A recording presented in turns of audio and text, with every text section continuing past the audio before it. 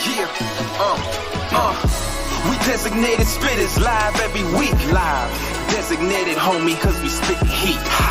We designated spitters, Francis and Pete. Yes, talking Yankee baseball, hip hop for the streets. Yup, we designated. Yup, we innovative. Yup, we designated. Spitters time that you know. Yup, we designated. Yup, we innovative. Yup, we designated. Spitters, let's start the show.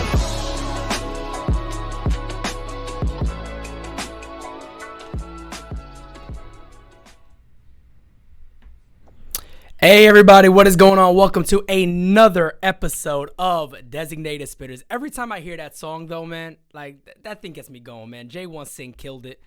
Designated Spitters anthem is wild. That might be playing all over the Bronx this year. Blasting Nah, in that's a everybody's fact. car, That's a I'm fact. telling you. We got some of the man. best intro music in the game. Yeah. We got some of the best everything in the game. That's a fact. I'm telling you right now. So everybody, yeah, you know us already. We don't got to introduce ourselves. I keep seeing Francis over here. The following just keeps going up. I just see like he's about to pass 250. He's gonna hit 3. He's gonna hit 350. Then we're gonna start saying at one Francis Lee to the moon. That's it. One Francis Lee to the moon. Francis Lee to the moon. I should start a crypto. If I start a crypto, I'm out of here. That's it. A Yankee-related crypto only to be used at the ball games. Right now might not be the best time.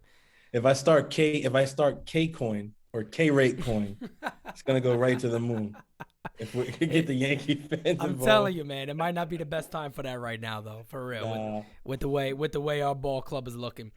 All right, so to jump right into this today, we have a lot to discuss today. So we have a lot to go over today, folks. So buckle your seatbelt, have a good time, and we're going to definitely have a good time and have a lot to talk about. So first and foremost, we have a message to start this video. So what I'm going to do, Francis has not seen this message, folks.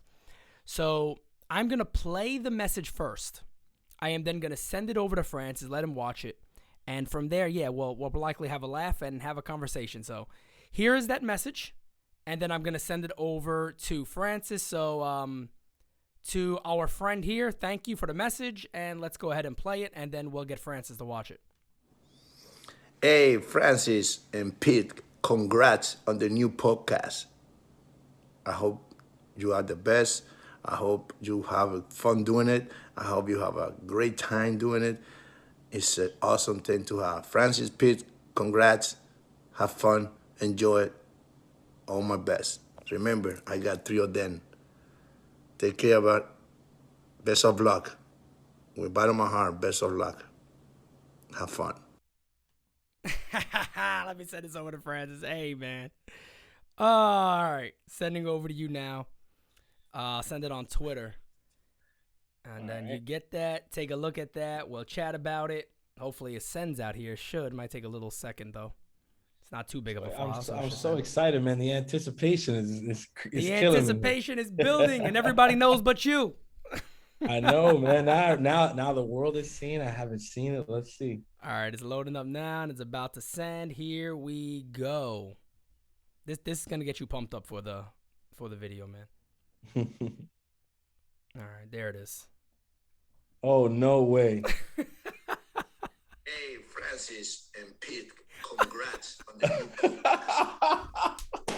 I hope you are the best. I hope you have fun doing it. Oh, I hope man. you have a great time doing it. It's an awesome thing to have. Francis, Pete, congrats. Have fun. Enjoy it. All my best. Remember, I got 3 of them. Oh, no. Oh, man. Best of luck. Oh, man. Ozzie. You gotta be kidding me. Missed Ozzie. 3 of them, Bobby. Missed the 3 of them. Missed the 3 of them. Oh, man. Ozzie delivered, man. He came through. Good old Ozzie Guillen. Become our manager. I want Ozzie as a manager, man. I'm tired of the bad rap. I don't want Ozzie to have any bad rap, all right? We're fans of Ozzie here. This is Ozzie territory. Oh, man. I'm about to start the Guillen army. Facts. Nah, man, listen, I gotta say, that caught me so off guard. I don't know what I was expecting, but I probably was expecting a million things before Ozzie Guillen saying our names. and say, remember, I got 3 of them. Oh my God. Ozzie Guillen That just was pop good. up on your phone, bro. You're like, what the hell is this? I was like, yeah, I saw Ozzie Guillen's face. I was like, oh, he must have said the thing again. And then he just starts talking about you. You're like, what the hell is that? I was like, wait, what? Francis and Pete? What's this?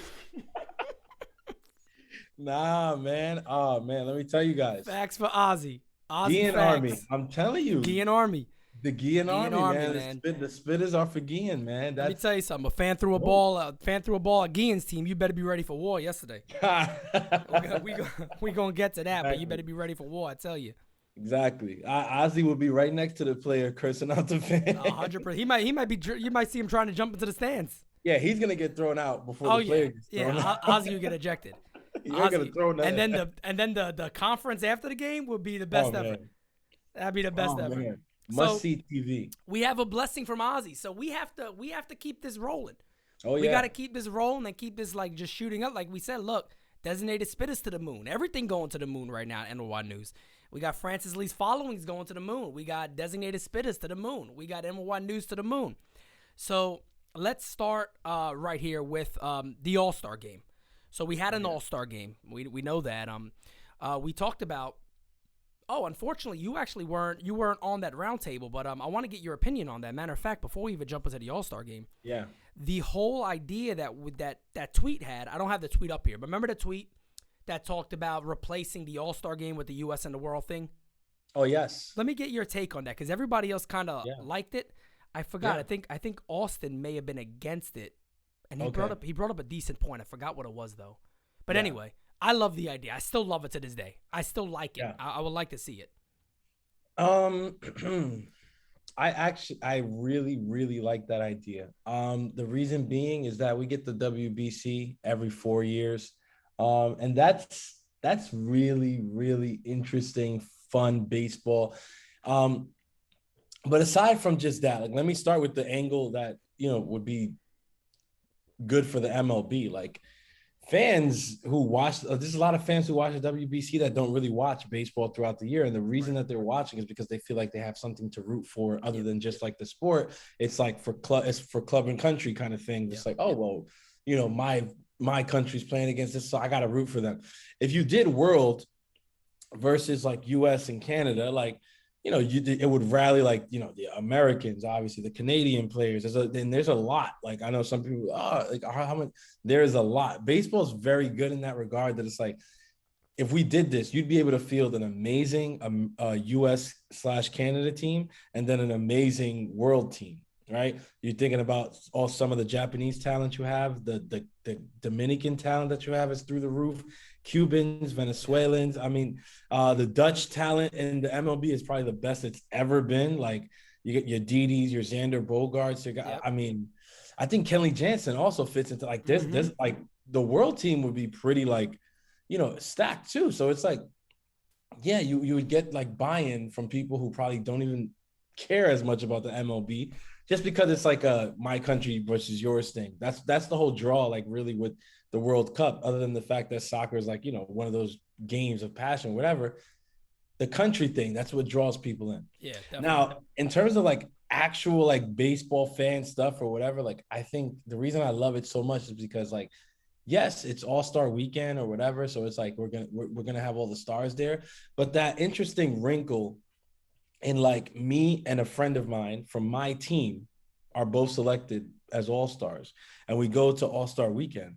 And we're playing against each other. Like, you know what I mean? Like, so like, just imagine that. Like Gary Sanchez probably wouldn't be. That's like Gary Sanchez because the guy, unfortunately, probably wouldn't be, there. But imagine it is Gary Sanchez, right? And Gerrit Cole, they go to the game and Gary's playing for World and Cole's playing for the US.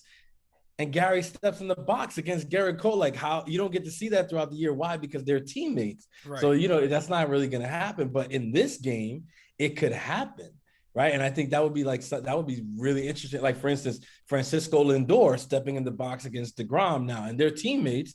But this could actually happen in the World versus USA-Canada game. Why? Because though they're teammates, the breakup is different. And I just think like the whole thing with the AL, NL thing, it can get a little I mean, the AL's won a bunch of years straight now. I don't know why it's slipping my head, but they're on a pretty good winning streak against the NL in these games. And the game doesn't mean anything anyway. It doesn't mean home field in the World Series anymore. It doesn't. It's just, you know what it is, just the pageantry, and it's a game they play, but it doesn't mean anything. So it's like, why not have fun with it? Why not switch it up? I always love when you can do something like this, and you can get people involved tap into the patriotic side of people, because that, to me, that just takes the passion to a completely other level. Of course. So I love it. I'm 100% for it. One of the main reasons is because, I mean, now more than ever, and for the future going forward for good, baseball's a world game. You know what I mean? It's not just a game dominated by the United States or just, let's say, DR or PR or, or the Caribbean. It's donated across the world now.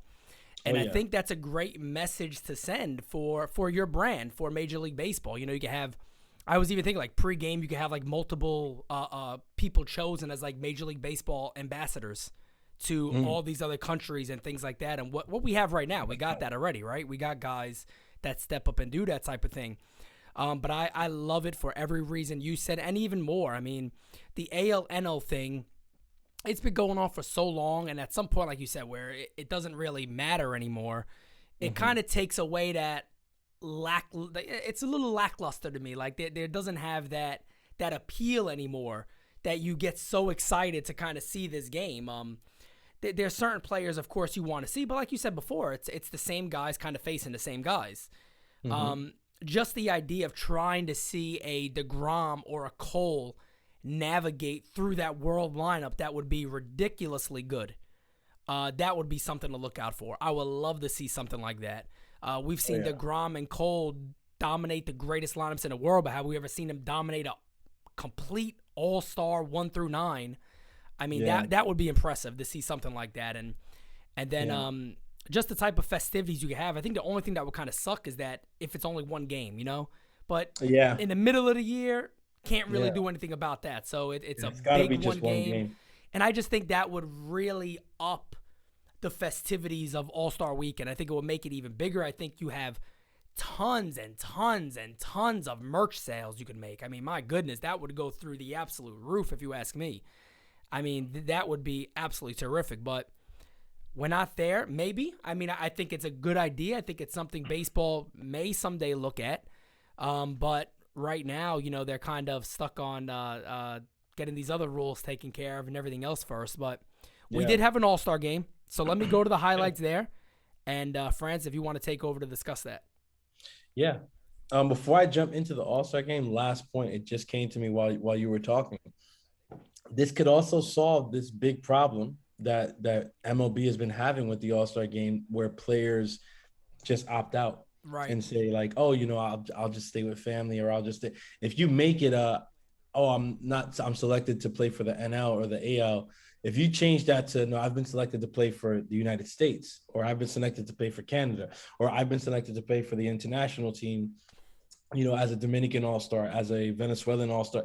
I think that calling and that selection means a lot more to a player. And now you kind of want to, you don't want to let people down, because it's a lot more than just, I'm not representing the AL this year. It's like, no, you're not representing your country. Right. So it's like, I think that could be big in terms of like getting players to, stay, bought into All-Star. But that's basically, that brings me to my first point with All-Star. I think one of the first things that kind of like not turned me off about it really was just that, when I heard like DeGrom wasn't coming, and then like the Astros guys opted out, I was just like, well, I understand, people have different things, their families and things like that. And personally, it's not like I'm saying, I just really wanted to see the Astros guy because I could care less.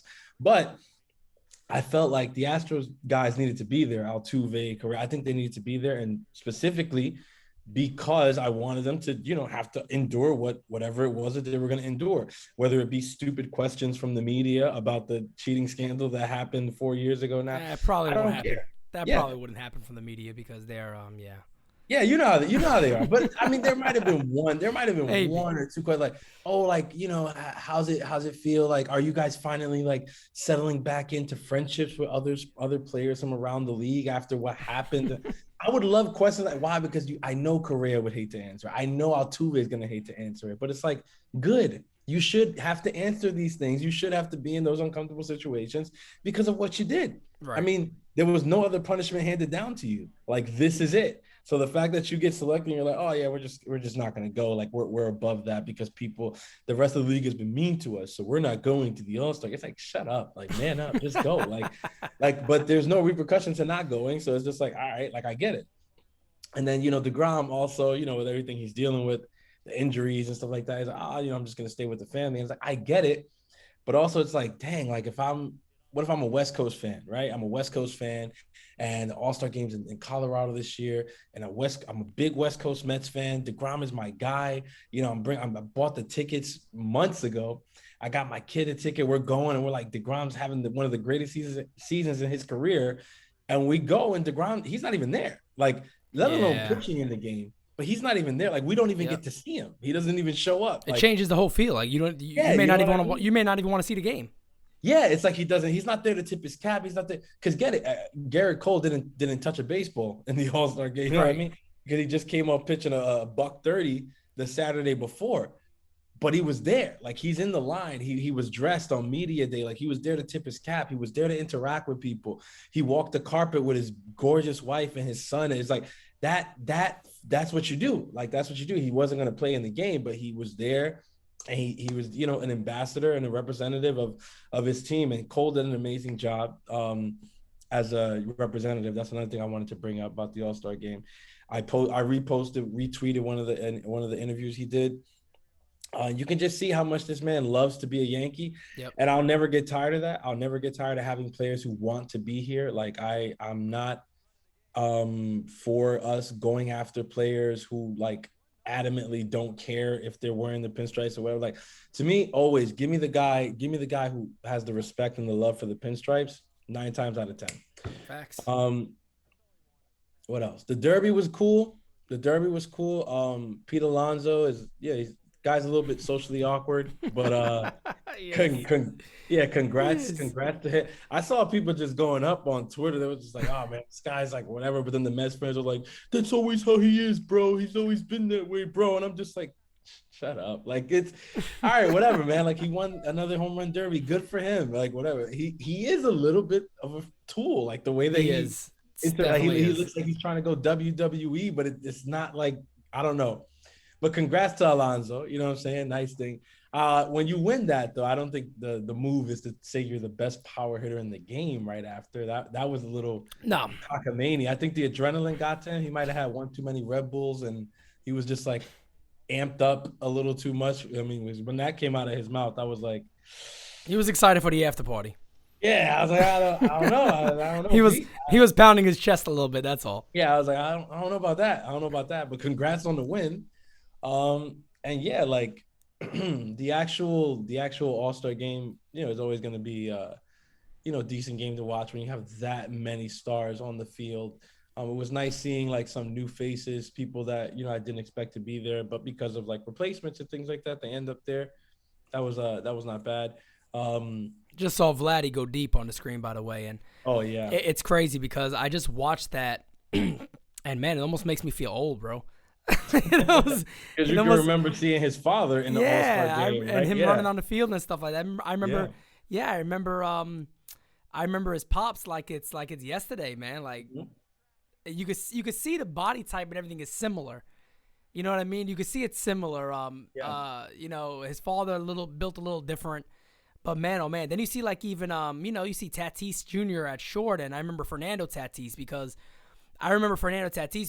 so well because remember in 98 and all those years where Big Mac was putting baseball on his back, him and Sammy. Yeah. And I remember the Cardinals teams, and they became like my second favorite team when it came to like the team in the National League that you rooted for.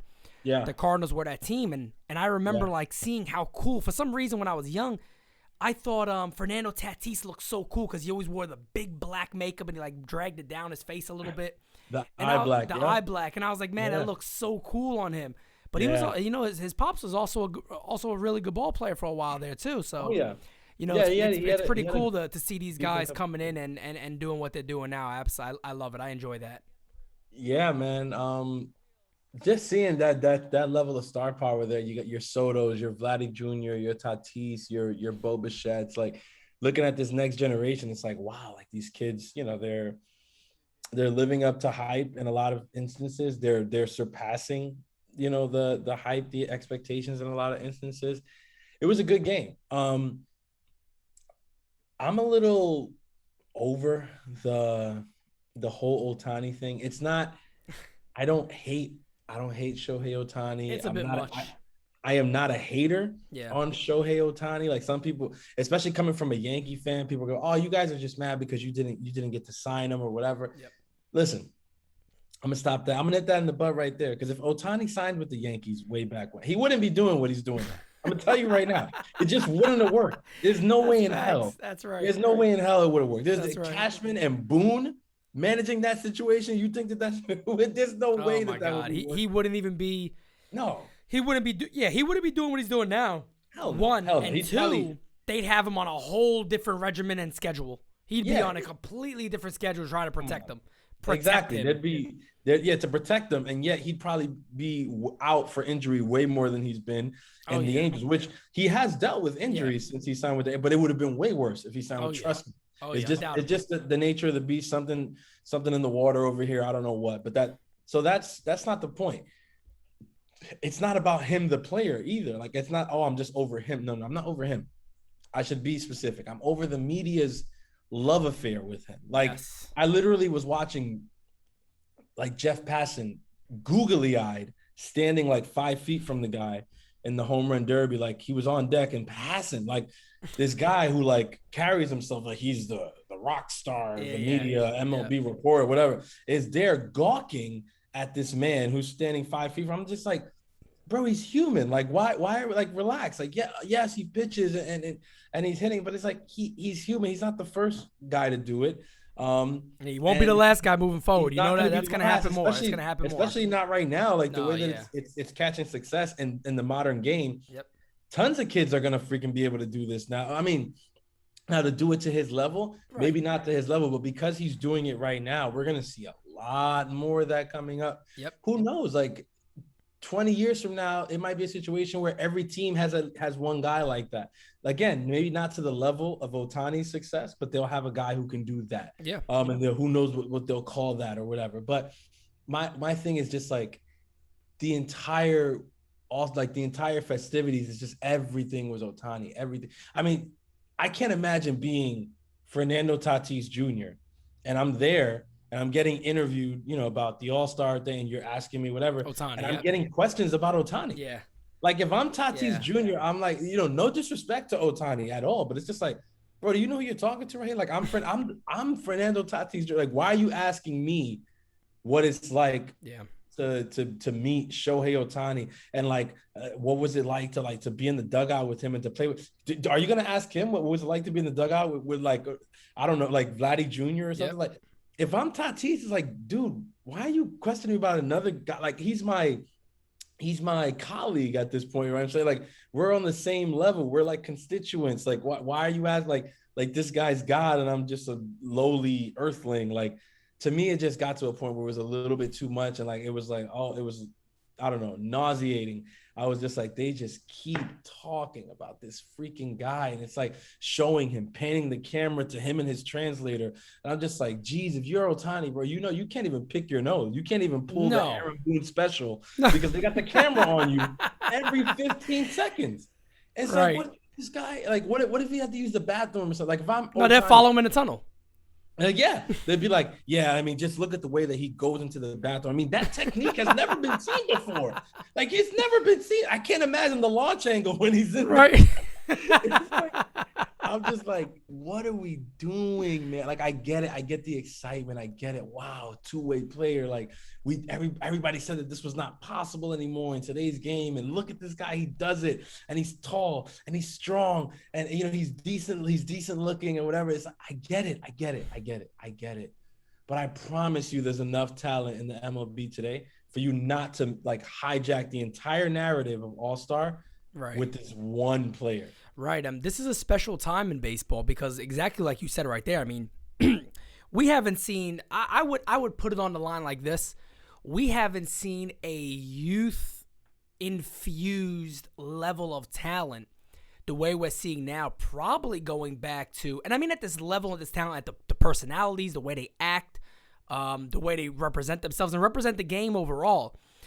And I'll bring up another point about that too, but since probably, Jeter, Nomar, A-Rod, Miguel Tejada, that time, where you got this new level of infusion of faces of baseball, right? And one of the things I want to bring up too is that, there's a difference, in my opinion, when it comes to your Vladdy and your Fernando Tatis.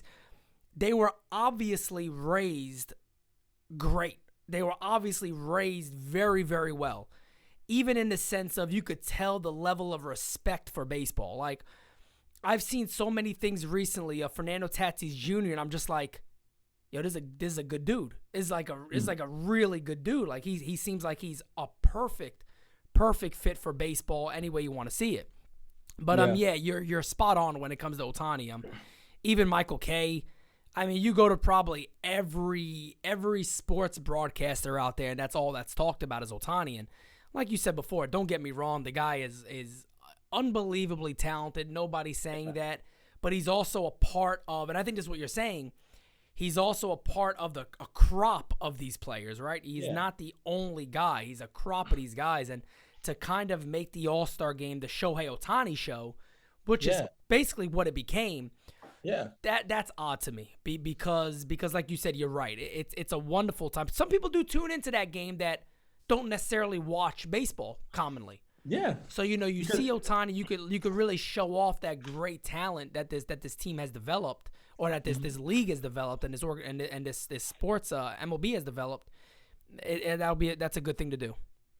I get it. I get them, taking advantage, trying to market. They're like, it's the All-Star game.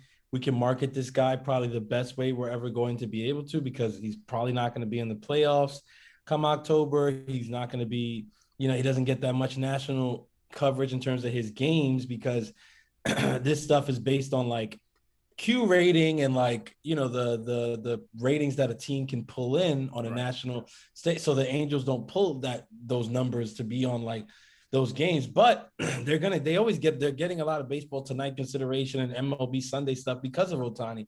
But to them, I know they feel like it's not enough. They feel like we got this great talent and we got to get him more face time, because like we can really make him the face of the game. And like, I feel like there's a push to like force him as the face of the game over some of the other guys who are kind of emerging as the face of the game. And that's where I'm like, don't do that. Like, these kind of things are supposed to happen organically, right? So it's like, listen, if Ohtani's going to be the face of the game, it has to be because like we choose him. Like, it has to be the people. If the people don't choose him, like, because as much as I saw that, the media cover, whatever, like I go on Twitter and the pulse there is like, people respect Ohtani, they respect what he's doing, but they're not as gaga over him as the media makes it look like the world is. But when you talk about like a Tatis Jr. or something, like, you know what I'm saying? Like, Fernando's the face of baseball. To me, there's no denying that. I mean, to me, there's no why are we even? But and to me, it's like, why are we even messing with that? Like, I think he's the perfect face for the game right now. And I listened to, if you remember the whole Stephen A. Smith controversy where he brought up, well, you can't really be the face of baseball. You got a translator with you, blah blah blah, whatever, however you want to see that. Which I thought was kind of silly. And I guess what that also does too. That also feeds into the fire of making this guy even bigger than what he is. And by all means, everybody, like, people, because I can see people seeing this, like, oh, you guys just hate him. No. The guy's great. We all know that, everybody understands that. But what we're talking about, there's a great crop of players here. And I think if you put it like this, if somebody were to come up to me and go, you got to choose who's the face of baseball, give us a few players and then we'll go over those guys. Ohtani maybe makes my list. Maybe. But a guy like Tatis is probably the first name that pops in my mind. Maybe my bias will tell me an Aaron Judge, but a Tatis really, not even a Trout as much, because Trout doesn't really have that character. Trout's more of the, I'm playing ball, I play ball hard, and let my game show on the field. I don't need to do all the stuff outside. And don't get me wrong, I know he does great things, off the field too, but Tatis just seems like he has everything about him, right? He has a character. He's goofy. He's smart. He knows the game well. He talks great. Again, multiple languages, right? He can actually have that front. So I think that's kind of where Stephen A is related to that. Not everybody can kind of get the full character of an Ohtani because you're going through a translator. So I think the way it came off, he came off sounding very ignorant and stupid on the way he said it. But my understanding of where he was going was that exactly, is that being the face of the sport, can a lot of English-only speakers or people who don't speak his language relate to him on the character level more? Yet we can see it, but can they relate on that level? I think that's where he was going. And a guy like Tatis, yeah, man, he could relate with everybody. I think he could relate to the younger generation, the older generation, and everybody. I just think he is a legit ambassador for Major League Baseball. He's the perfect storm to me, Tatis is. Undoubtedly. And that's why.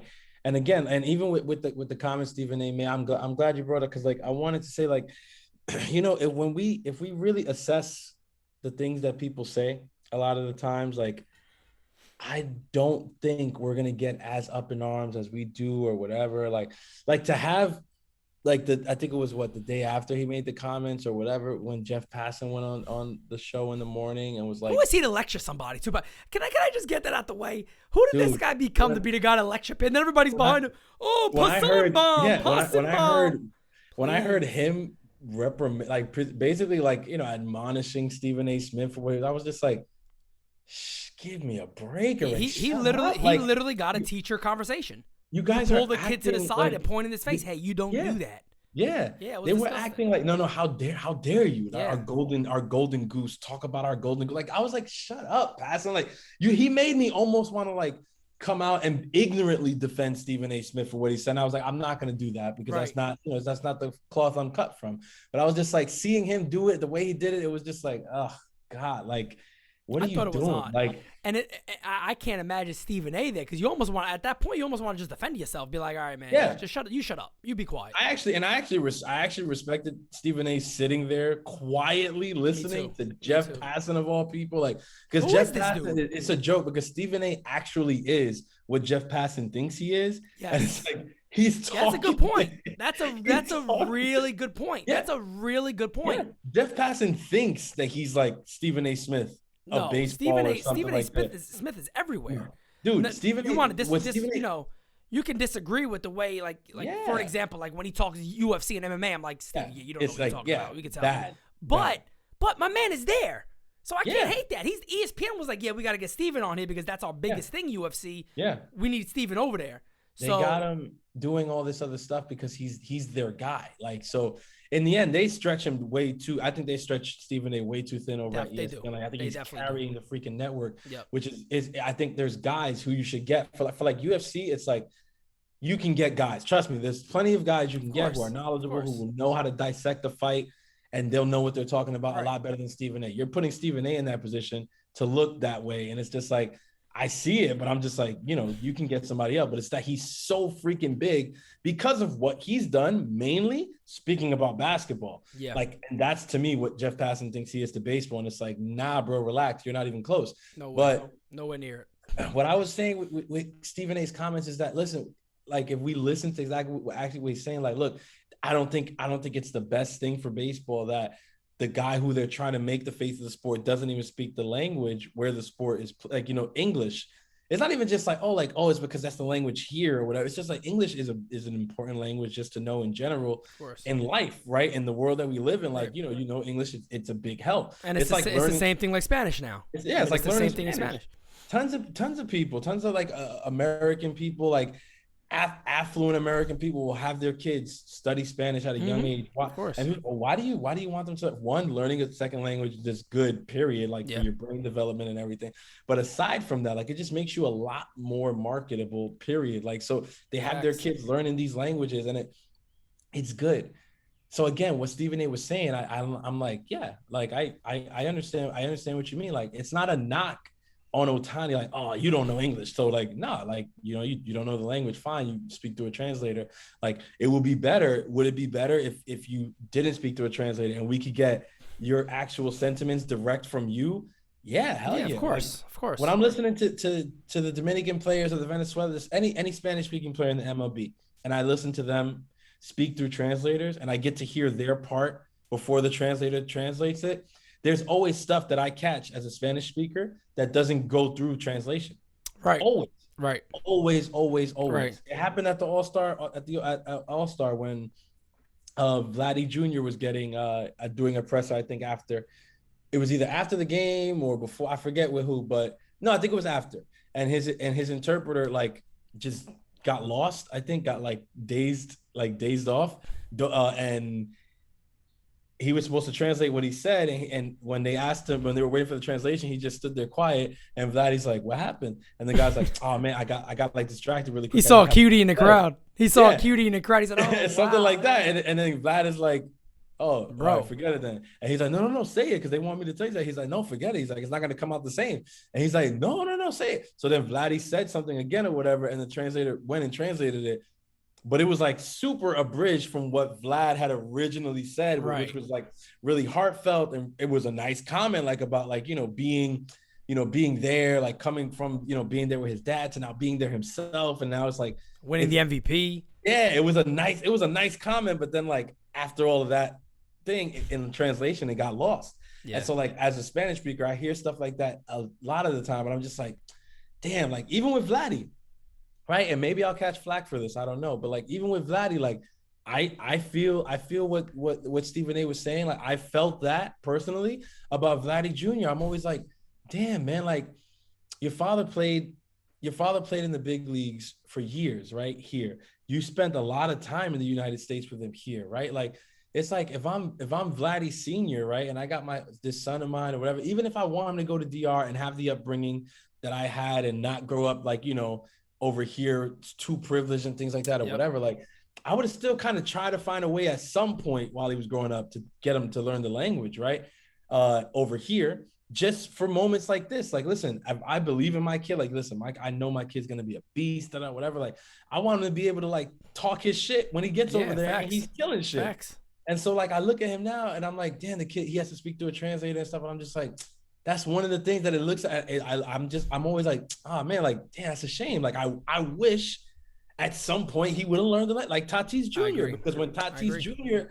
gets in front of cameras and gets in front of whatever, he can talk his shit and it looks really good, man. Yeah. It looks really good. Well, he got a swag about him. He got a style about him. So when he's able to do that, I mean, and that's the problem with today in general. I mean, we have become so, and I guess what I'm going to blame the media for this because we have become a society now where we don't even look for a reason. We look to be offended by it. So we look to find offense at what somebody said, not necessarily what they may have meant, or even give them a chance to clarify that statement. It's more like, all right, get the pitchforks out. We going after him. That's all there is to it.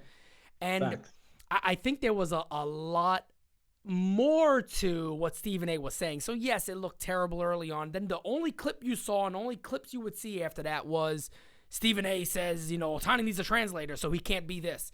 And you're like, that's kind of stupid to say. And but the thing is, I always go back to, if you remember, Mariano Rivera he got an award at the White House a couple of years ago. And he spoke about how his upbringing was like coming to America and playing in the minors. And like he said, at that time, there wasn't as much, Spanish infusion into the game as there is right now. So a lot of his teammates, they didn't speak Spanish. So he said he would never gravitate, even if it was to a Spanish speaker. He wanted to learn English. He said, and that's the thing that he says. He said that time that was what he would tell every Spanish player. If they wanted to really get to a different level, is to try to learn the language as quickly as possible. And the main reason he brought it up was, like he said, it wasn't even necessarily a comfort thing because he could get his messages across. But he felt the need that he can relate to every one of his players on his team. And that he can be involved in those. He could be a leader in those conversations. That he will always be able to do that. Yeah. And just hearing somebody like him bring it up was amazing. And even those comments back then, I remember the comments he was getting. Just because automatically according to some people, he was in the wrong White House at the wrong time, and he shouldn't support the person that was in the White House. So him doing that at that time was this horrific thing. And it's like people even forget that this guy was a great Yankee. And it's like even Yankee fans will forget that. We saw that with the whole COVID thing, how some people reacted to Aaron Judge. Like, you guys love this dude, but all of a sudden it's like now you hate him. But we'll obviously get to some more of that here down the line. But we did have some ball games, right? We had some ball games to talk about. Game 1 of the Yankee Red Sox series, it was nothing to be too excited about. Eduardo Rodriguez, Francis, basically becomes a certified ace when he faces the Yankees this year. His 5+ ERA goes away. I think it was 6+ the first time. I remember, I think it might have been, it was either our first or second podcast, and we actually did the over-under. Well, I think I scored more than 3 runs this game, right? And nah, we were wrong. We were wrong. They don't score against Eduardo Rodriguez, okay? They don't score off Eddie. Eddie dominates the Yankees. But the Yankees overall this game, our good friend Jordan Montgomery was on the mound. Monty gave his all, man. You got to give him credit. He got into a little trouble early on, and that's kind of Monty's thing, right? He has an inning that's ugly, maybe 2 innings that's ugly, and then he'll end up going 5 or 6 still, 3-run ball, 2-run ball, 4-run ball, pitch a decent game. He did his job. The Yankee offense, again, just went back to sleep. Yeah. I mean, with Monty, I'll start with Monty. The inconsistency there is always a little, how do you say, like, just it's unnerving. Like, you become uncomfortable, like, watching Monty in games because you're just like, you don't know what you're going to get. Like, it's, you know, there's the days where there's the big blow up and it could be like the 4 runs or, you know, maybe 5 but then I think the average amount, like, and most of the time he's going to be that guy that gives you the 6 innings and the 3 runs. And it's like, if that's what I get from Monty more often than not, then you know what? Sign me up. Like, I don't think that that's a bad pitcher. Like, I don't think that that's a pitcher that can't be in a major league rotation. I think that's actually a pitcher that you need towards the back end of your rotation. That guy who's going to come in and kind of just eat innings towards the back of the rotation, but he's not going to get killed too bad. It's going to be, you know, 2 runs, maybe early or down 3-0 after the first inning. But then if he figures it out and pitches into the 6th with still only giving up those 3 runs, like, that's a quality start. You get through 6 innings with 3 runs. That's how the stat is defined. 6 innings pitched, 3 runs or like less. And Monty has done that. Like, that's what he does. I mean, the guy hasn't gotten run support in any of his 5 last starts, which is just, it's embarrassing if you're the Yankees and that's a stat that exists. It's embarrassing. You got this guy going out there pitching, he's trying to find it, you know what I mean? Like, but imagine with the pressure that's on him. Like, you know, like, if I give up 2, it could be it.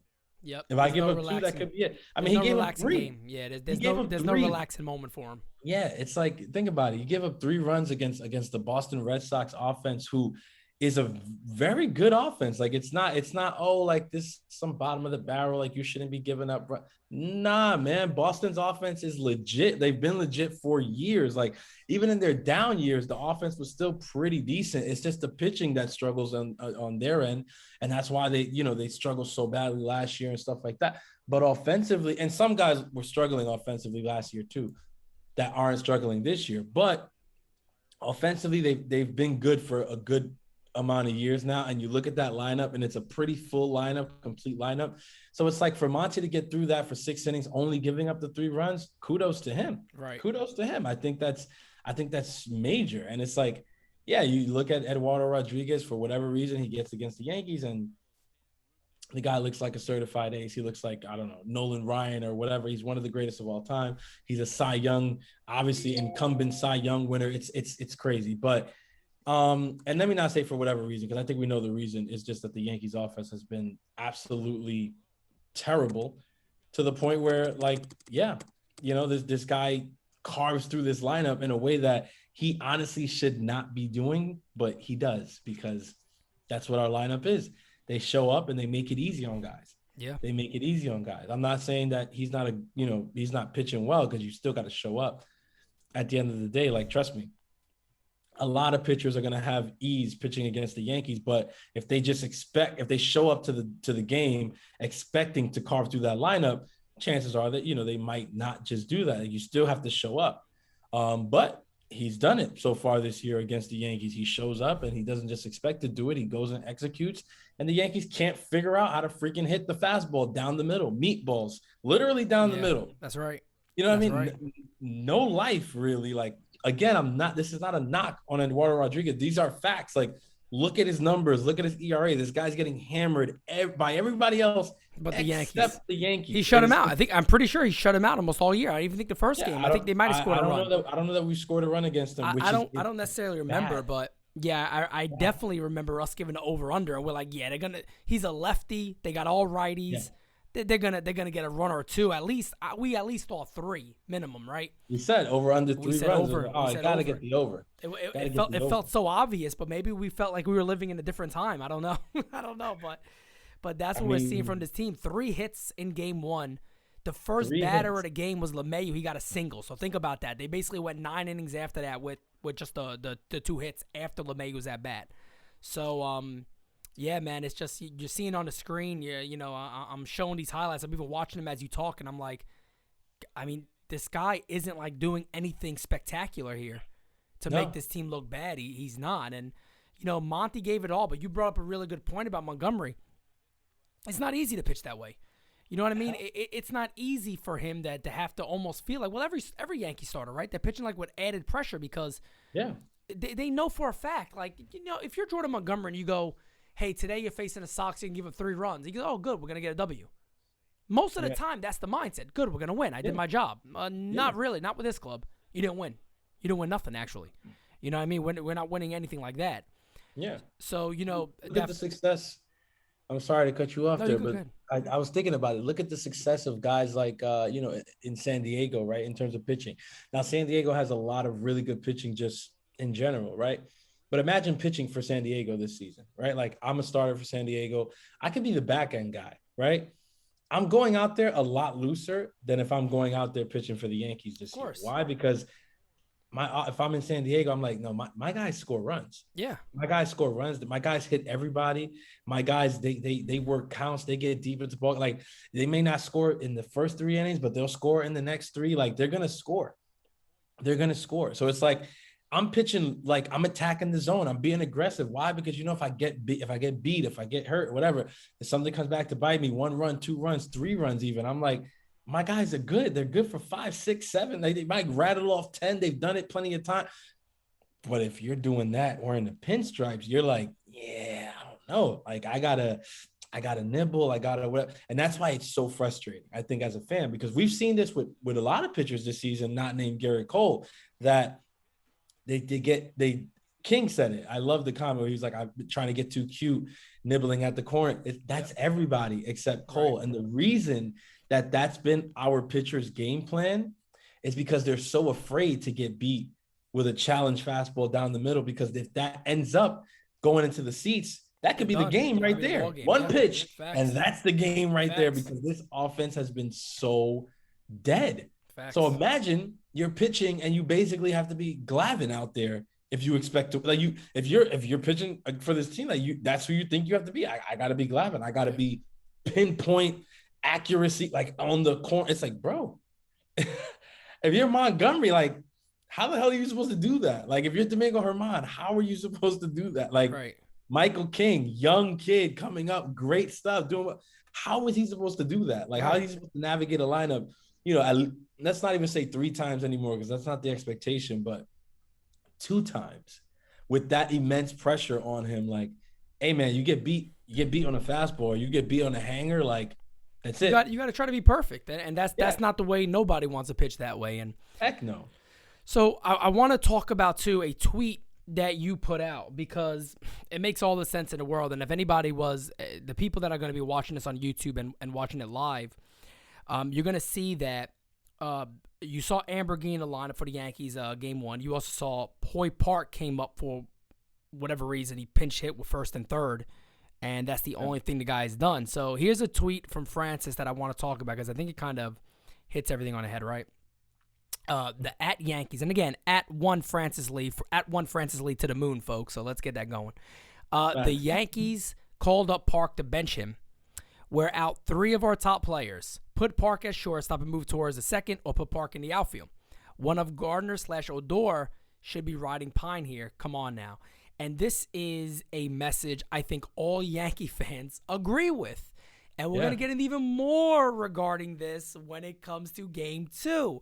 But I want to put this on Game 1 because I don't know about you, Francis, but we'll get to the COVID stuff right after Game 2. Or, matter of fact, no, we'll start approaching COVID now because it affected Game 1 and obviously games going forward. Yeah. But let's start here for a second.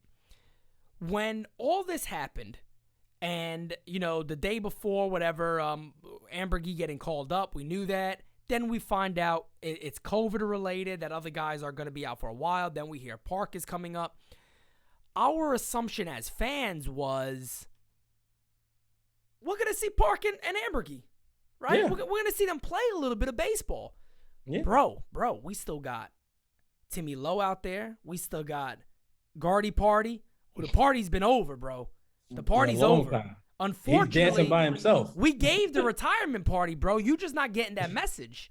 The retirement party been over, and look, I put a tweet out there. I don't think I copied that one, but I put a tweet, and I was just talking about at some point, Gardy got to look at himself in the mirror. But anyway, disregarding that, let's stick to Park and Ambergy, who earned every damn thing they got. Unfortunately for them, they're getting called up because of COVID. Let's be real. Other than that, they'd still be in AAA. We know that, right? Because it's not like their manager, it's not like their GM showed the utmost confidence in either one of these guys. So they get called up and, like you said, they're riding pine. As a Yankee fan, we both expected, they're probably going to play. We're going to see what Park's all about. And it was exciting. It was exciting in a sense that we've talked a lot about these guys. Let's see what they can do. And, we don't get to see them, right? So kind of just playing the same dudes as before, riding the mentality that nothing needs to change despite the results. We'll just keep the ball rolling. It's I put that tweet out in frustration. The lineup came out for Game 1, and it's like, good, when all the COVID stuff happens and I see the call-ups, you got Park up, you got Gittens back up, you got Ambergy finally getting a shot. Like, I'm like, all right, man, let's do it. Like, Greg Allen is here also. Player of the game in Game 1, by the way, too, guys. He got a single. Yeah, that's the best thing ever. When I saw that, dude tweeted it to me, man. I couldn't stop laughing. I think me and Joe were live for that, and I was crying on the live. I couldn't believe it. That was hilarious. It said, player of the game, Greg Allen, 1-for-1. I was like, this is when you know shit's going bad. Yeah, this is when you know shit's going bad. Terrible. They call up these guys, and like I said, I got excited thinking that, we're going to finally get a look at these guys at the major league level. And immediately, like, out of everybody, I think Park has been the one I've wanted to see the most. Right.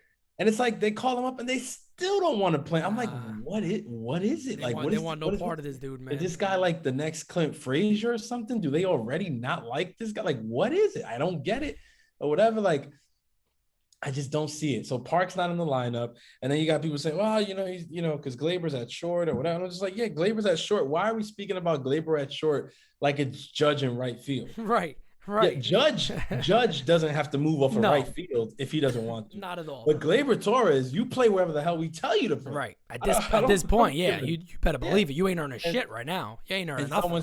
Someone's oh no, because that, why would we move him to second base? That would just be like admitting defeat. No. I was like, it doesn't. It's not even that deep, bro. This guy was playing second base 2 years ago. Like, what are we talking about? Right. It's not a crazy thought to say, let's move him to second base. Like, don't we move DJ LeMahieu around the entire? I was about to say Cashman admitted defeat in spring training when he said he's not a shortstop. They see him in the second base. He admitted that defeat already. So it's like, what's the big deal? Why are we still? And that's my whole thing is Cashman said this in spring training, and yet here we are in July, still masquerading this kid out there as the starting shortstop for the New York Yankees, even after all the struggles. And again, you can tell me, oh yeah, but Francis, he's been better defensively this year. I don't care. He's still not a shortstop. Like, yes, he's been better defensively this year. I gave him credit for that several times.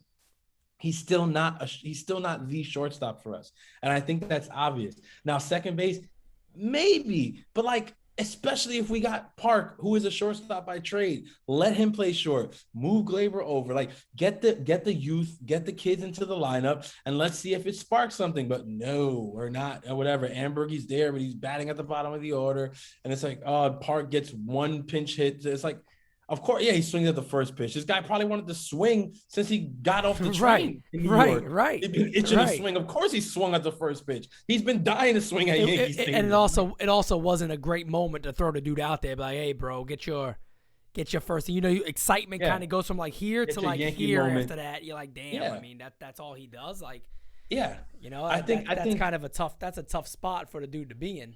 Yeah, I think they. So yeah, that tweet right there was just me expressing the frustration that it's just like, look, these guys are here and we're still not playing them. Like now he's on the 40-man, he's up, he's there in the dugout, and you won't put him in the freaking lineup. Instead, I'm looking at Brett Gardner and Rougned or Odor still in this lineup, and it's just like, what are we doing here? I don't listen again, because even with Odor, like, you know, Joe was saying in the chat, like, you know, Odor's been a lot better than people give him credit for. He's not having a crazy season, but he's been better than like most people would think. Like if you look at the peripherals, and I'm like, no, I know, because I'm into analytics and I like looking at the peripheral stats for certain guys. So yeah, there are good things about what Odor has done for the Yankees. There are, and it seems like every time he does like hit a home run and stuff like that, he's gotten some pretty big hits. Right.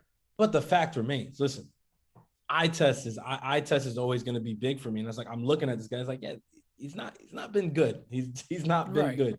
Right. And so if we have an option that could be better than him, right? Like, because at this point, what I'm saying is we know what we're going to get from Odor. Right. Like every now and then we'll get a big hit, but most of the time it's going to be bad games. It's going to be strikeouts. It's going to be, you know, ground into double plays. It's going to be all that stuff. We know what you're going to give us. I'd rather sit a guy like that for somebody like Park, where we don't know yet what he's going to give us in the major leagues, but there's still that possibility of, hey, it might be some crazy, like it might be crazy talent, like we don't know that yet. There's still the unknown there. And I'd like to change that unknown into like known, but we don't know that yet. So it's like, we're not getting to see him. We're not getting, you know, Ambergy came up, played in game 1, and then in game 2, he's not playing either. It's like, I can't figure it out. I can't figure out what's the deal with Cashman and Boone and whoever and the Fishman, these people who create the lineup. I can't for the life of me figure out what their issue is. So it's funny too, because you actually did something that is very rare. You hit a Yankee topic that I think everybody agrees with, which doesn't happen often. That's a very, very rare occasion that actually does happen. That's extremely rare, and you were able to do that. Yeah. So that was I noticed. I just pulled up the tweet or whatever. I think that's definitely my most ever interacted with tweet of my short Twitter career. I was like, yeah. So I mean that and again, it's just because that one hits a chord with all Yankee fans. Everybody's like, yeah, I feel the same way. Like, we've been hearing about this dude. We've been seeing this dude put up video game numbers in AAA. And if you guys remember, like, throughout this whole, I've been warning everybody, take the back seat on the dude. You know, he's never been looked upon as a starter. He's always been looked upon as a guy that maybe fits a bench role. And if he does become a starter, that's terrific. That's awesome. But he's never been looked upon as that way. But when you're putting up those type of numbers, cats want to see you. You know what I mean? And then you get a call up, and it's like, he's done all this, but yeah, you know, sit down for a little bit, bro. We'll get to you eventually. Don't worry. You'll get your shot. And this kid has also played center. He's also played right field. He's played short. He's played third. He's played second. So, and that's all this year. He never played outfield besides this year. So you can obviously see they're like, the dude's doing something well. Let's see how versatile he can become.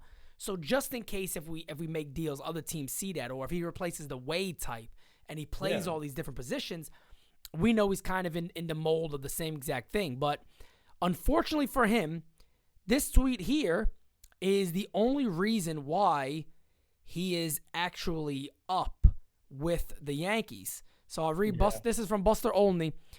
The 3 other Yankee position players who are in COVID-19 protocol are Aaron Judge, Kyle Higashioka, and Gio Urshela. Because Judge was at the All-Star game with other players, this has triggered contract tracing questions for the Red Sox players and presumably others.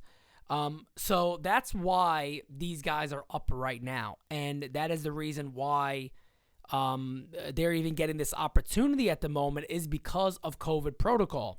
With Aaron Judge being out, Higgy being out, and Gio Urshela being out. And those guys will be out for 10 days. And there was also a game postponed in between that. So with that being said, we got a situation here where you had your internet detectives out, so to say, on Twitter.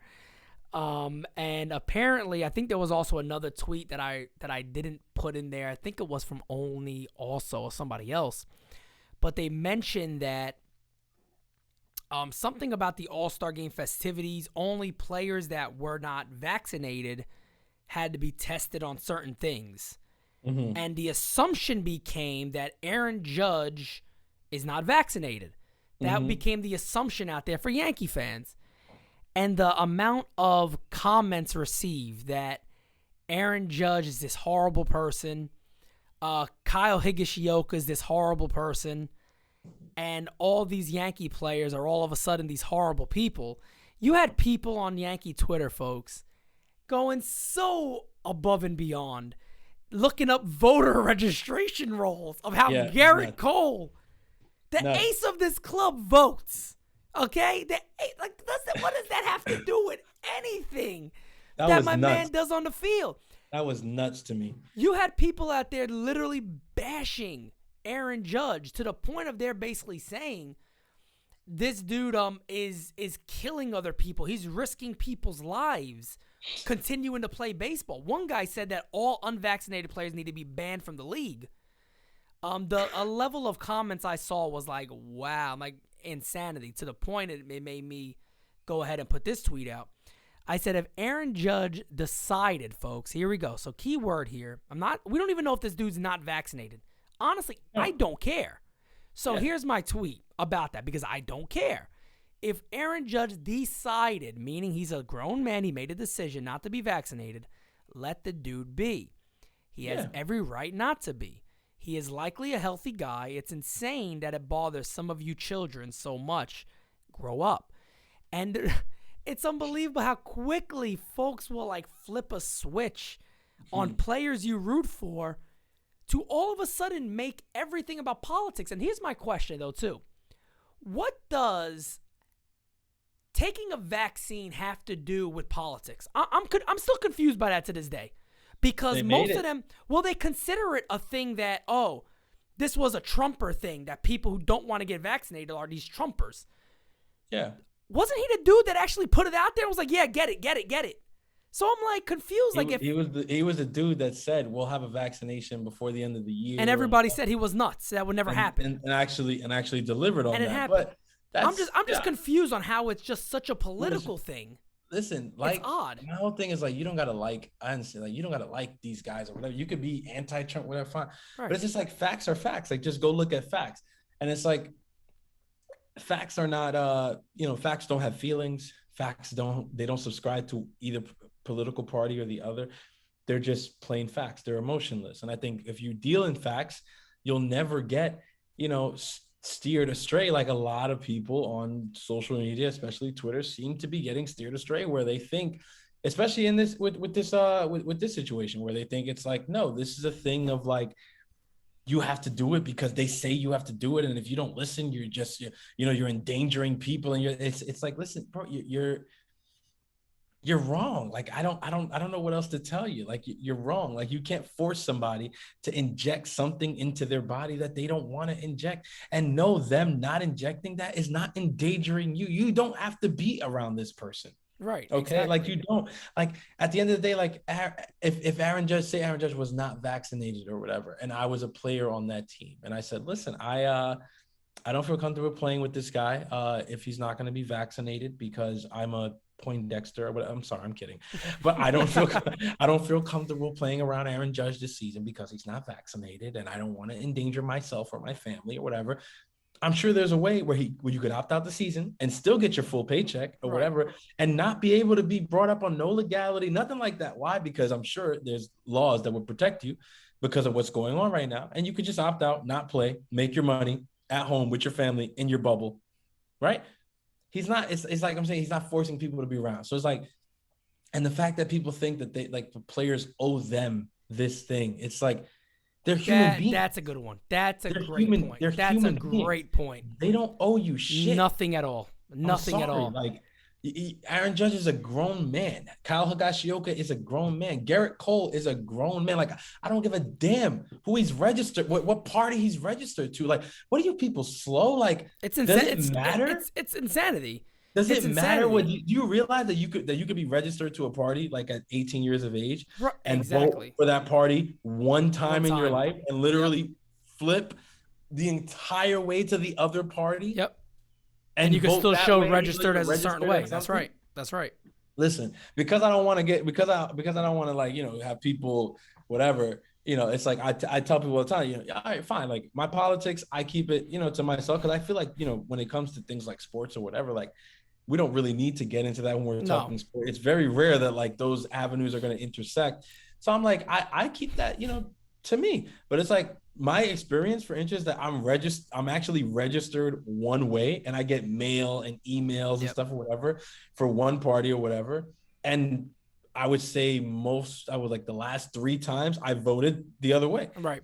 It doesn't matter what you're registered as. It does not matter what you're registered. So it's like, even that is just silly. Like, why do people feel like, no, but this player owes me to be registered? No, not at all. Party that I like. It's insane. It's insane. You know what it is? I hate saying it though. It's a child mindset. Yeah. It's a child mindset. Yeah. No, for sure. It's even like, if you remember, and I guess, and sometimes I just feel like, man, I have a problem with just being quiet. Sometimes I can't help myself, and I have to speak up. Like the time with Keith Law, this dude had the nerve to talk about Anthony Rizzo needing to apologize to his entire club because he decided not to get vaccinated. This is a dude that literally came out and said, my doctor doesn't recommend it until it's FDA approved because I'm just coming off cancer not too long ago. And that's his he shouldn't even have to say that. He shouldn't even have to go that far.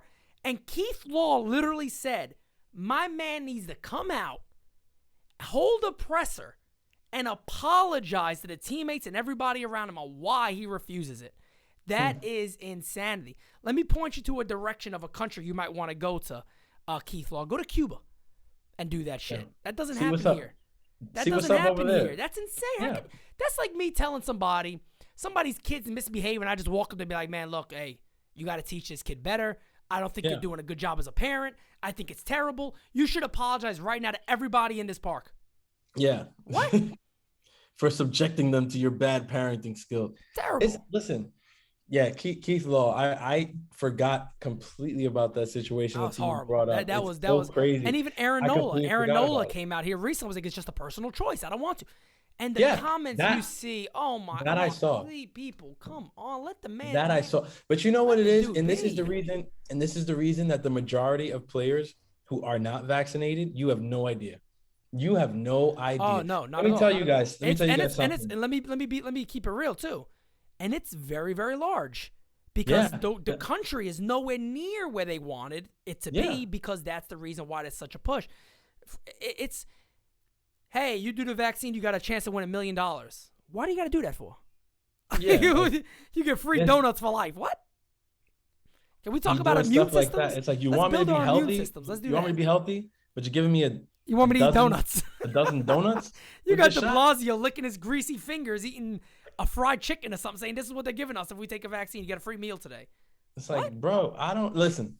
I'm gonna tell you like this: if you people really realize like the amount of players, not just in baseball, in all the sports, across the sports, right, who are not vaccinated because of the simple fact that it's a personal choice and they choose not to be, you would have a conniption. You would have a heart attack, probably, some of you people, because you have no idea. You're just watching these things and you're assuming like, oh yeah, they're all playing because they all got vaccinated or whatever. Trust me, when an organization says, as an organization, we've reached the threshold of 85% vaccination or whatever, which every team in the MLB has not, that's another thing. Yep. But even when they do say that, it's the entire organization, which is a lot larger than the people on the 26 man team that you see there. It's not just your major league ball players. They're talking about the organization. Trust me, there is a lot of those ball players who are like, nah, I'm not getting it, and it's a personal choice, and you can't make me. And there's different situations. My doctor, and I'll put this out there, and people can kill me, I don't care, but my doctor still to this day does not recommend me getting vaccinated. Well, you've also had it. Yeah, I've had it. And bad. And disclaimer, nobody's discrediting COVID, folks. No. It's legit. No. It's real. My best friend, one of my good friends had it. 3 weeks, he said he was dying. And he lost a ton of weight. It's terrible. We all know that. We understand it. It's terrible. Nobody's saying that. It was bad. Listen, when I got it, it was really, really freaking bad. Trust me. I was scared at some points. It was bad. Yeah. And I remember going to the doctor, like, after getting better. I think it was like 3 weeks after they told me to wait before, like, I went, like, it was a whole thing. Anyway, I finally get in front of the doctor, and I'm literally expecting that to be the first thing. Like, okay, so you got to go and you got to get whatever, and nothing. And so literally to the point where I'm walking out of the appointment, and I was just like, not for nothing, but I really was like, oh, this guy's going to tell me, like, I got to make an appointment to get vaccinated. Like, right. You didn't even mention it. And he's like, no, actually, I strongly recommend against it right now. We'll revisit it. Right. So I'll see you in a couple months and we'll talk about it again. Saw him in a couple months. Same thing. Yeah, no, not right now.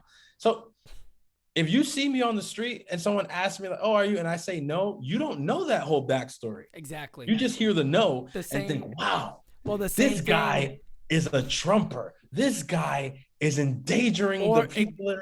It's like, you hate everybody. You're a bad person. You're this, you're that. Like, my mother-in-law. I'm not walking around coughing up my lung on people. Like, my mother-in-law had the same exact situation as you. She had it while she was actually here with us, the kids, everybody. We were all together. We had to rush to the emergency room and everything. And she recovered here. None of us got it. I didn't get it. My fiance, we all got checked. We did everything we had to do. Yeah. And I was concerned about her because she's older. And I'm like, oh, man, like let her rest. Let her do everything. We got I feel like, we got University of Virginia. We got some really good hospitals.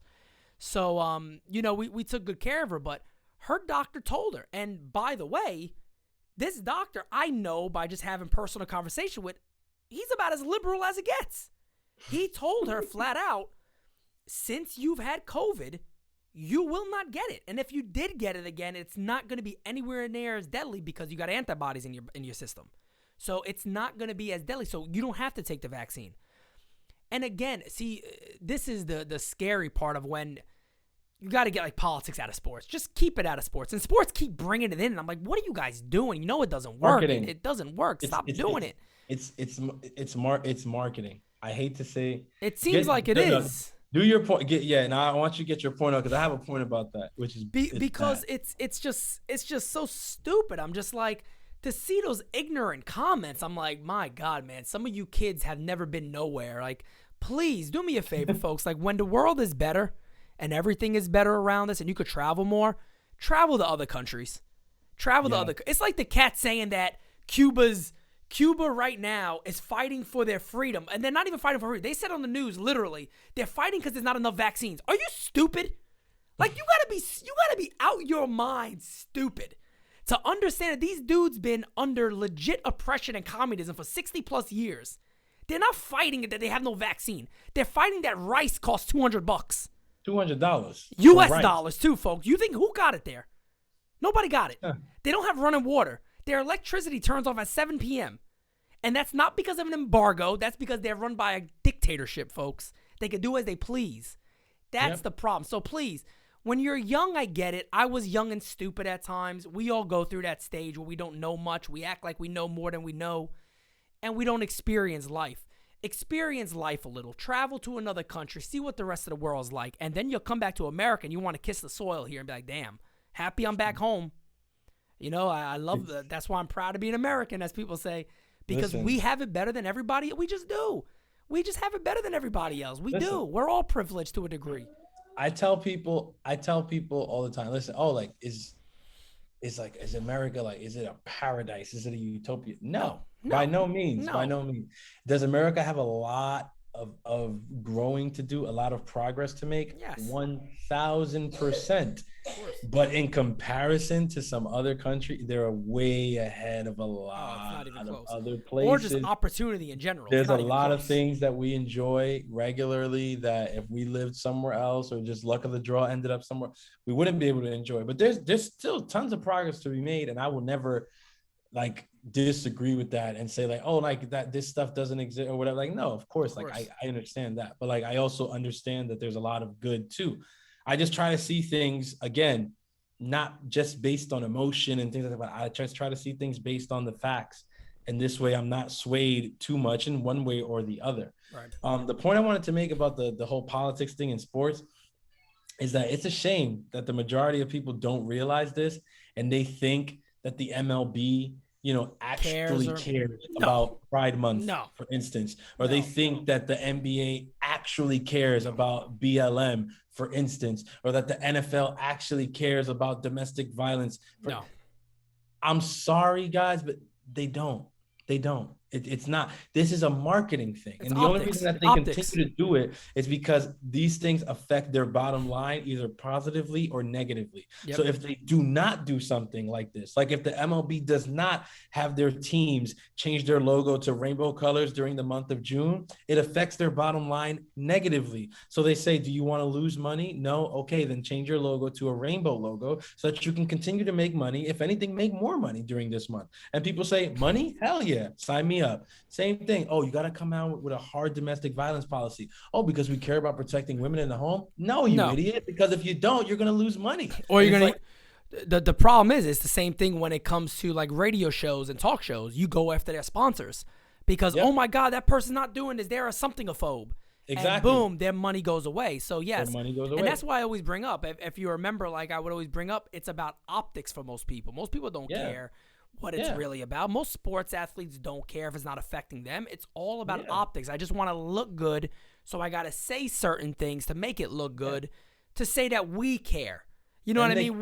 They don't. It's the same thing like, well, MLB did it worse than anybody. It was the biggest hypocrisy of all time. They said, oh, we're going to leave. And I laughed about it. It's kind of funny. We're going to leave Atlanta, Georgia, which is predominantly black. Yeah. It's a predominantly black area. They were going to make $100 million plus in predominantly a lot of black-owned businesses and minority-owned businesses that would help people, even jobs for general, just even jobs. Look at the bottom of it, jobs for anybody, okay? Yep. It would have helped that. We're leaving because we feel a law that was passed is discriminatory because that was the big narrative among the media. Yet, and we're not going to go down that rabbit hole, but if you look at New York, New Jersey, they have way harsher laws than Georgia does. But anyway, we're going to take it and move it to white Colorado. Okay? But then we're also going to release a statement talking about we're going to do everything we can for diversity in baseball. But yet, you just made a horrific move. So it's all optics because anybody with a brain knows you wouldn't do that. That just doesn't make sense. Yeah. It doesn't add up. So it's all about optics. We want to look good. Yes, every corporation is doing the same thing. We're going to jump into, and that's what it's all about. And I think you should, instead of killing the players who come out and say like, oh, I don't have a comment on this or I don't want to like whatever.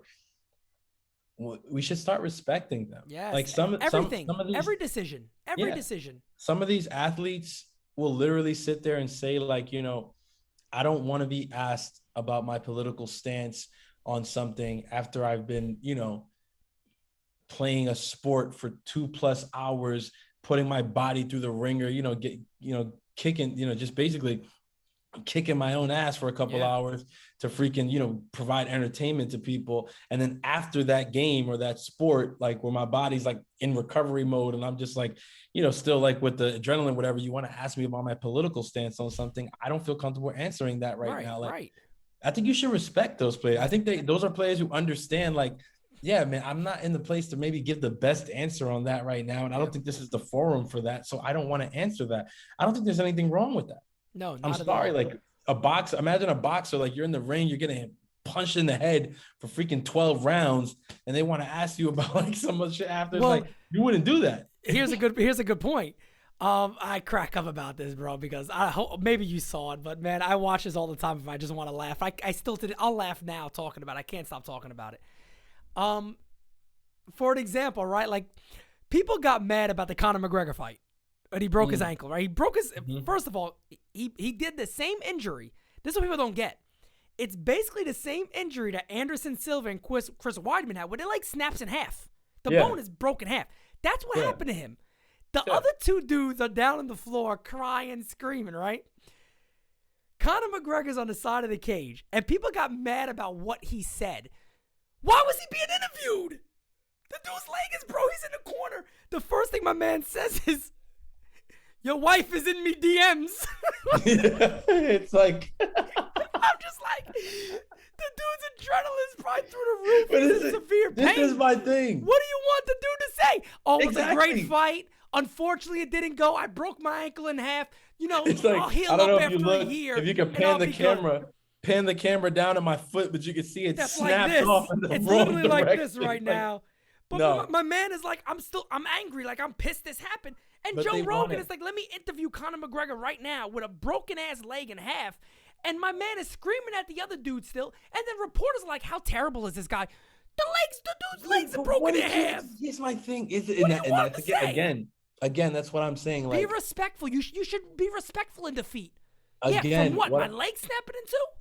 if any of these people who have these feelings or these comments, it's like, dude, go to the gym and kick your own ass with an amazing workout, cardio, weightlifting for 2 hours. 2 hours with very small breaks, very small rest intervals in between, and really kick your ass in this workout for 2 hours. And when you come out the gym, I'm gonna be there with a microphone and a camera. And I got questions. Right. And I'm gonna want Right. answers. I want to see what mind state you're in. You're gonna be there like, are you kidding me? I'm freaking exhausted right now. I just went there, whatever. That's what we're asking players to do. Terrible. After It's messed freaking up.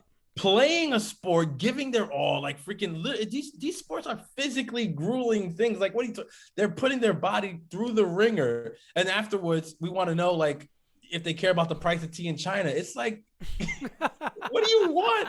What do you Your want? wife is in me DMs. I don't know, like, My man went in. What did they He expect? said, I don't care what I see you to be on the street. If it has to. I mean, Listen. he's still looking to fight. That dude's but I'm like, even it happened too. The UFC's weird because, like you're saying, working out. But these dudes are getting their ass kicked. And they're like, oh, let's talk to the loser of the fight. Daniel Cormier is one of the greatest fighters of all time. The man got concussed by John Jones. Concussed. Yeah. You could see in his eyes. He has no idea what he's doing. Yeah. Joe Rogan goes to interview him, and he's crying, and you can see his eyes are all over. He don't know what the hell's going on still. And I'm like, bro, you got to have optics at some point to be like, yeah, it's probably not a good time to interview him. Let's let him go. Conor Let's get McGregor's him on outta the floor here. with a broken leg, and these cats are insulting him to this day. How dare he talk this way? Your wife is in me DMs. He's still talking about his wife. My dude's leg's in half. He just got done with a fight that shouldn't even count as a win or loss if you ask me. It was an accidental break. Yeah, it didn't go. He's upset. He just trained his ass off. First of all, he's a billionaire. He doesn't even need to be there. And you're in his face. Oh, are you upset with your leg snapping in half? Obviously, like, No, I'm happy. I'm excited. Come on, man. Like, they need to get these guys like out of the way, away from the cameras right away, like, or whatever. Why? Because it's like the worst part of this all is that we live in an era where in front of the camera, on the microphone, these things live forever.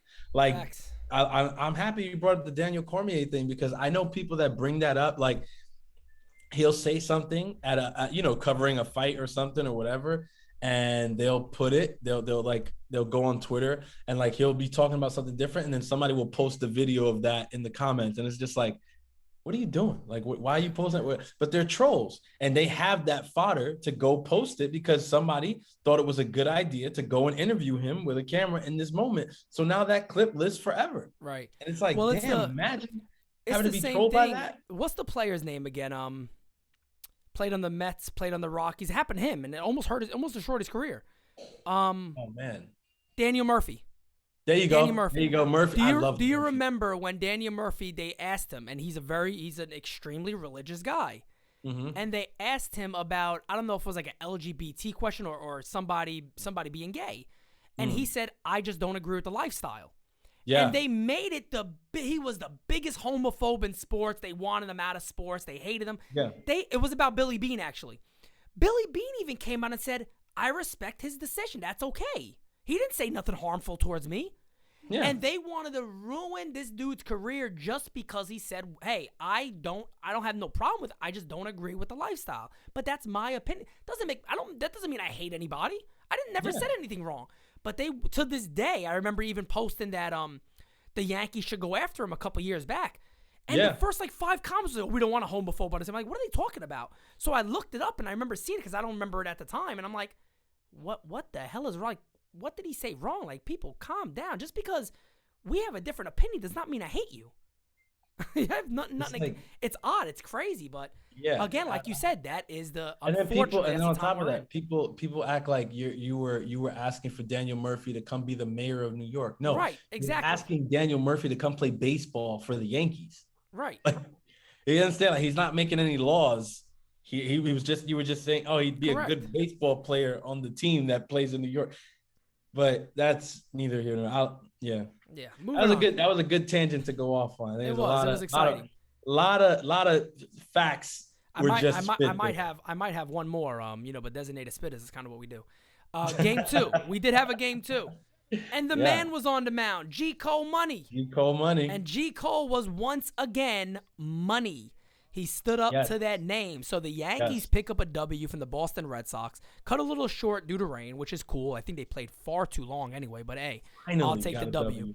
I'll take that W, bro, for real. They only got 5 hits, but they got to win, right? That's all that really counts. Gerrit Cole improves to 10-4, 2.63 ERA. Still in line for that Cy Young Award. 6 innings pitched, 5 hits, 11 strikeouts. Francis, we were worried about the strikeouts. The strikeouts are back. Yeah. They're back. The strikeouts are back. The strikeouts are back. What can I say? What else can I say about Gerrit Cole? I mean, to piggyback off of that Houston start with the start he turned in last night was amazing. I think last night was an incredibly tough night to pitch.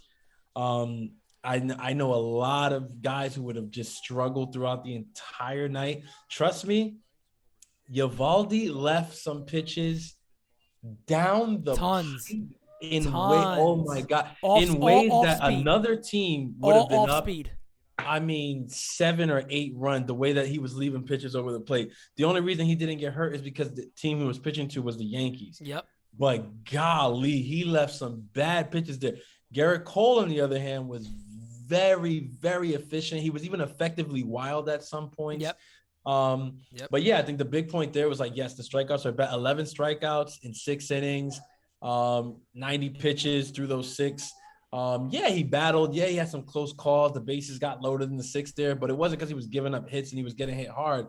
He gave up 1 hit, he walked 2, and that's how he gets the bases loaded there, but gets a big strikeout to get out of it. Cole looks good. These last 2 starts, Cole looks good. He looks like he's about to go off on that big run that he normally goes off on in the summertime. So I'm super excited. It was really encouraging. Seeing him pitch the way he pitched against this Red Sox lineup yesterday. I don't know what else to say. I mean, I look at guys on their lineup that will tell you a lot about what a pitcher's doing. And one of the guys that sticks out right away is Rafael Devers. Rafael Devers is a really, really elite hitter. I don't think he gets half of the credit that he deserves. I don't know why that is. Maybe because there's just a lot better third basemen and things like that, or whatever. So that he doesn't get brought up as much as he should, because this guy's a really elite hitter. He's really good. He's got really good tools, really good mechanics. His swing is good. His pitch recognition is amazing. Good baseball IQ.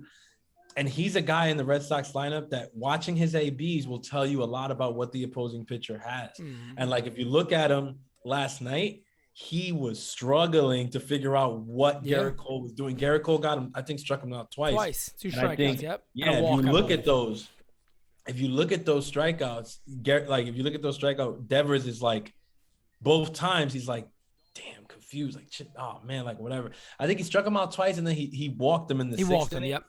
Yeah, that's right. That's what it was. But even then, think about it. He struck him out twice, and then in the 6th inning AB, he got him to 0-2 before he walked him. He walked him on 4 straight pitches after he got him to 0-2. But he literally those first 3 ABs into the game against Devers, he had Devers looking damn, I can't figure this guy out right now or whatever. So it's that to me told me a lot. Okay, Cole looks really good right now, because if a guy like this, and Devers is a lefty too. Yeah. So it's like if a lefty on righty, like if a guy like this is really struggling like right now with Gerrit Cole, like okay, it shows you what type of stuff Gerrit Cole had last night. So yeah, super proud of him. Gary Sanchez hit the cheapy Yankee Stadium home run, but again, I'll take it. At least he drove the ball hard to right. The Glaber homer was flukish, if you ask me. I was gonna say Glaber. Flukish. Somehow, some way, Glaber hit his home run. It looked like further than Sanchez. And can I say, yeah, well, it was definitely further than Sanchez, but it was his swing was so horrible. I was like, it was terrible. How did that go out? That had to be the storm brewing at the right time of hitting the ball. There was like a little blow from Mother Nature that said, let's kick this baby out of there. Yeah, but that was nuts. I'm watching the highlights on the screen here. I know you can't see him right now, but they were just showing the strikeout to Devers, and you could see Devers' face. But one thing I want to bring up about Gerrit Cole. Gerrit Cole is so friggin' awesome. And let me explain why. By the way, too, what's his name? Duran Duran. This guy's going to be an absolute beast for the Red Sox, by the way. So that's kind of scary. You could tell the way he hits. But it's great that Cole finally got him to strike out because you're like, all right, kid, be happy you got your first hit off me. But now sit your ass down. Now sit your ass down. Take a seat. Take a seat. But Cole got such a chip on his shoulder. I love it because this dude wants to be the best. It's so obvious to see how good this guy wants to be. Oh, yeah. He struck out Devers, right? And Devers has got him in the past, right? And he gave him the only stare down almost all the way back to the dugout. Then the next time he strikes him out again, you could just see him looking at him like, yeah, get mad. Slam your helmet. Because Devers slammed his helmet the second strike. He's like, slam it. Good. Yeah. Good. You know what's up. Like, he pitches with that attitude on the mound where he just has a different swagger about himself that a lot of the Yankees, this team just doesn't have. And that's what Felix brought up a good point about that. Yeah. About getting some sort of swagger back, like having like a CC Sabathia back like in the dugout at somehow, whatever that position may be, whether he wants to do it or not, would make sense because the one thing you can never knock about CC is his fire to play the game, right? He had it. He had all that. Yeah. He always wanted to be the best. He didn't let nobody mess with him. He didn't let nobody mess with his club. He was always the first guy climbing the steps if something was going down. Yeah. They don't have that. And Gerrit Cole does bring that fire where it's like, yeah, my man, you could tell. He's telling teams, look, if you don't hit me, I'm going to bully you a little bit. Yeah. If you do, good for you. I tip my cap. But my games aren't going to be cute. I'm coming out here to win big. Simple as that. And I'm coming out here to dominate you and your team. And I just love seeing it. I love watching this guy pitch. I love it. Yeah, I feel honestly just so grateful that we were able to sign Gerrit Cole and that he's with us. He's ours. Like I'm telling you, this guy's he's a Yankee, man. He's a real Yankee. He's exactly what we needed. He's exactly what we needed. Yes. Is there the argument to be made like, oh, he's not the best pitcher in baseball? DeGrom's the best pitcher. Yeah, that's fine. I don't care. Honestly, I don't because Gerrit Cole to me is more than good enough, and he's not that far behind DeGrom. I know you guys love to whatever that's fine. You can do that, especially you Mets fans, because he's your guy. Do your thing. I deal in facts, and the facts are what they are. I won't get into them now. Well, put DeGrom in the AL East, and I bet his ERA is not under 1. They don't want to talk about that though. But listen, his stuff plays everywhere. I give you that, but I mean, it's a little bit different over here, but I'm just happy. I'm happy that, we have Gerrit Cole. I'm happy that he approaches the game the way he does because that's what we need. And it makes me think about a point I made a couple weeks ago. I tweeted out a couple weeks ago, and I was like, on paper, right? DJ LeMahieu is far and above like a better player, baseball player than Didi Gregorius was or is. Right. Right. So on paper, like Didi walking, DJ signing was supposed to bring us a better team. Like we're supposed to be a better team with that, right? We're supposed to be a better infield, a better everything or whatever. And somehow it just hasn't worked out that way. And I'm just like, why is that or whatever? And I think about it, it's like, and it's not a knock on DJ. It's that DJ's really freaking good. And he's been really freaking good since he's got here till now. He's still really freaking good. It's not about that. It's Didi, the swag that Didi had and brought to the team brought something different than numbers. Yeah. Right. And so That's what it was. Also, there's the thing about moving Torres from second to short and think whatever, that doesn't help at all, whatever. So it's like these little things, they don't seem to matter, like, or whatever, when you in the moment, like, because in the moment Didi walked and I was like, it's all right, we got DJ, whatever. But now I look back and I'm just like, damn, like, that's what this guy did, though. Like, that's what he brought to the team. It was something else. It was something that you didn't find in the stat sheet. And it's like, damn, man, like, that's one of the things that we're missing. So it's true what you're saying. Like, these things are really important. And I think if the Yankees are smart, they look for guys like that in their retool process.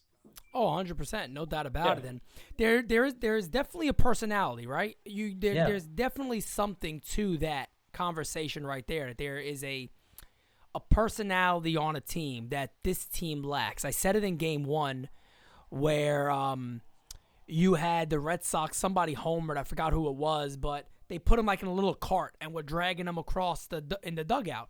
Oh, and I'm Arroyo. Like, Arroyo, yeah. And those are little things that you see. The Glaber homer that went about 12 rows back on the worst swing I've seen all year. But you see something like that, and it's like this team just doesn't have it. It's like, and again, I don't know where you put that blame, so you can put it however you want. I do think it has a lot to do with coaching. I truly believe that. That's my thought process. I really believe that.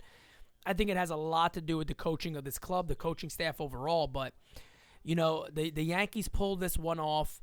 A little while ago on the screen, there was another incident that happened at Yankee Stadium that I know you want to talk about, Francis, and I love to have this conversation.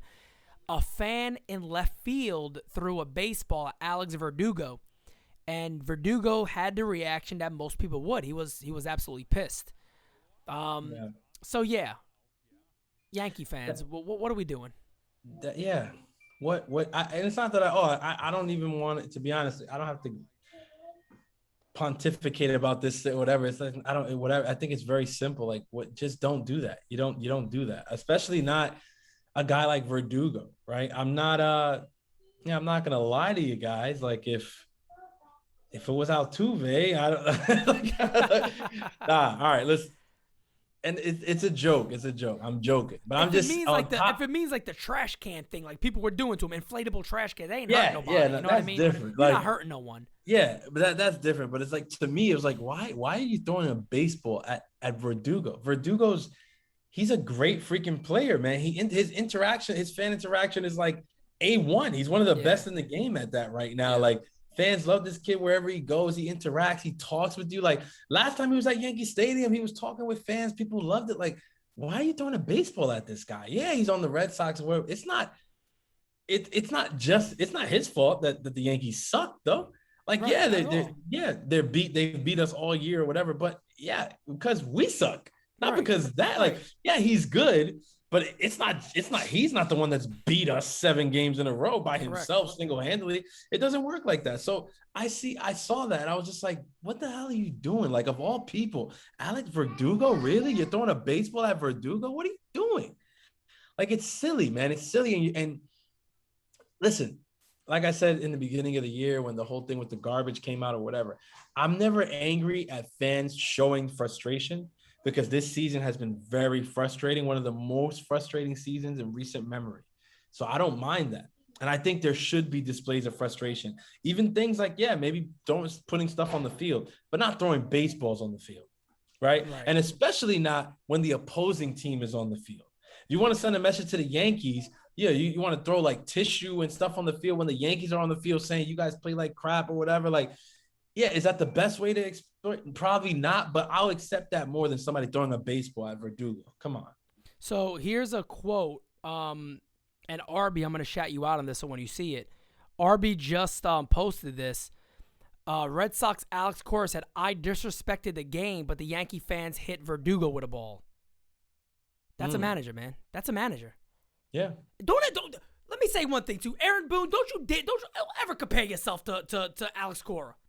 I heard him last night. Well, I would have done the same thing if that was my team. Shut up. Yeah. You would have been told what to do, and you would have been told to sit down. You would have been sitting down. And you would have got it in front of the cameras after the game and said they bullied you to sit down. Yeah, come on. Let's stop it, Booney. Don't be talking about, I would have did this and I would have did that and I would have. And then he took a harsher stance on the fan, which by all means he should. Then he took all season. I put a tweet about that out. I'm like, can we get an actual heartfelt, real response from you when his team plays terrible all year? But the fan, you wanted to lock him in prison. But just remember, folks, if you're at these games, understand the danger of what a baseball can do, especially when you're not even paying attention to it. Yeah. If that ball ends up clocking this dude from that far away on the head, you don't know what could happen. You could kill the guy. Like, that's just facts. You know, most people when they fight or when you do sparring or when you do mixed martial arts and stuff like that, the punch that knocks you out is the one you don't see coming. So if you hit any part of the head somewhere with a baseball, dude, don't expect that. Bop! You don't know what could happen. So let's try to be a little smarter than that. That might be a good idea. To be a little bit smarter than that one. So that was game 2.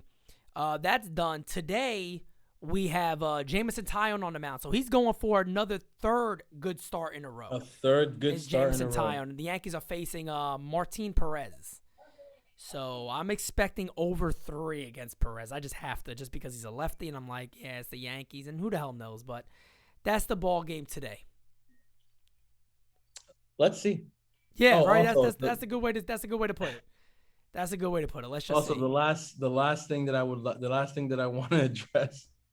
Last night after Gleyber Torres' terrible swing, his rocket home run right field that ended up in a home run. I see this tweet from L.I. Yankee King. Where all of you motherfuckers that wants to trade Gleyber Torres? Where are you at now? I would just like to respond saying, I'm right here, and I'm still here, and I would still trade Gleyber Torres. Do you know what always bothered me? Do you know what? What are we doing? Yeah, I would still trade him because I think this team would get better from trading him. You know, so, sometimes I love social media. Other time, and I love social media because I meet people like you, Francis. I meet Arby. I meet Joe, Austin. All these good baseball people that we do this thing together. And you meet so many great people, but sometimes I'm just like, why do some people have social media for? And like, what is this idea? It happened with Gary Sanchez when he was going really bad. It happened with Torres now too. A major league professional baseball player hits a home run. They're now 3 for 48. And everybody goes, I told you.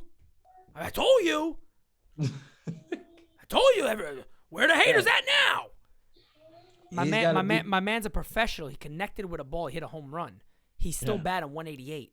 Like, what are we talking about? Can he go on like a 15, 20, 30 game streak before we get excited? That's why I'm like, my expectations of Gary just went very low, and I said if he exceeds them, great. Everybody again, Gary had a hot streak, right? He had a 320 something. He was bad. He was killing the ball. Everybody open arms. They hype. Oh, I told everyone.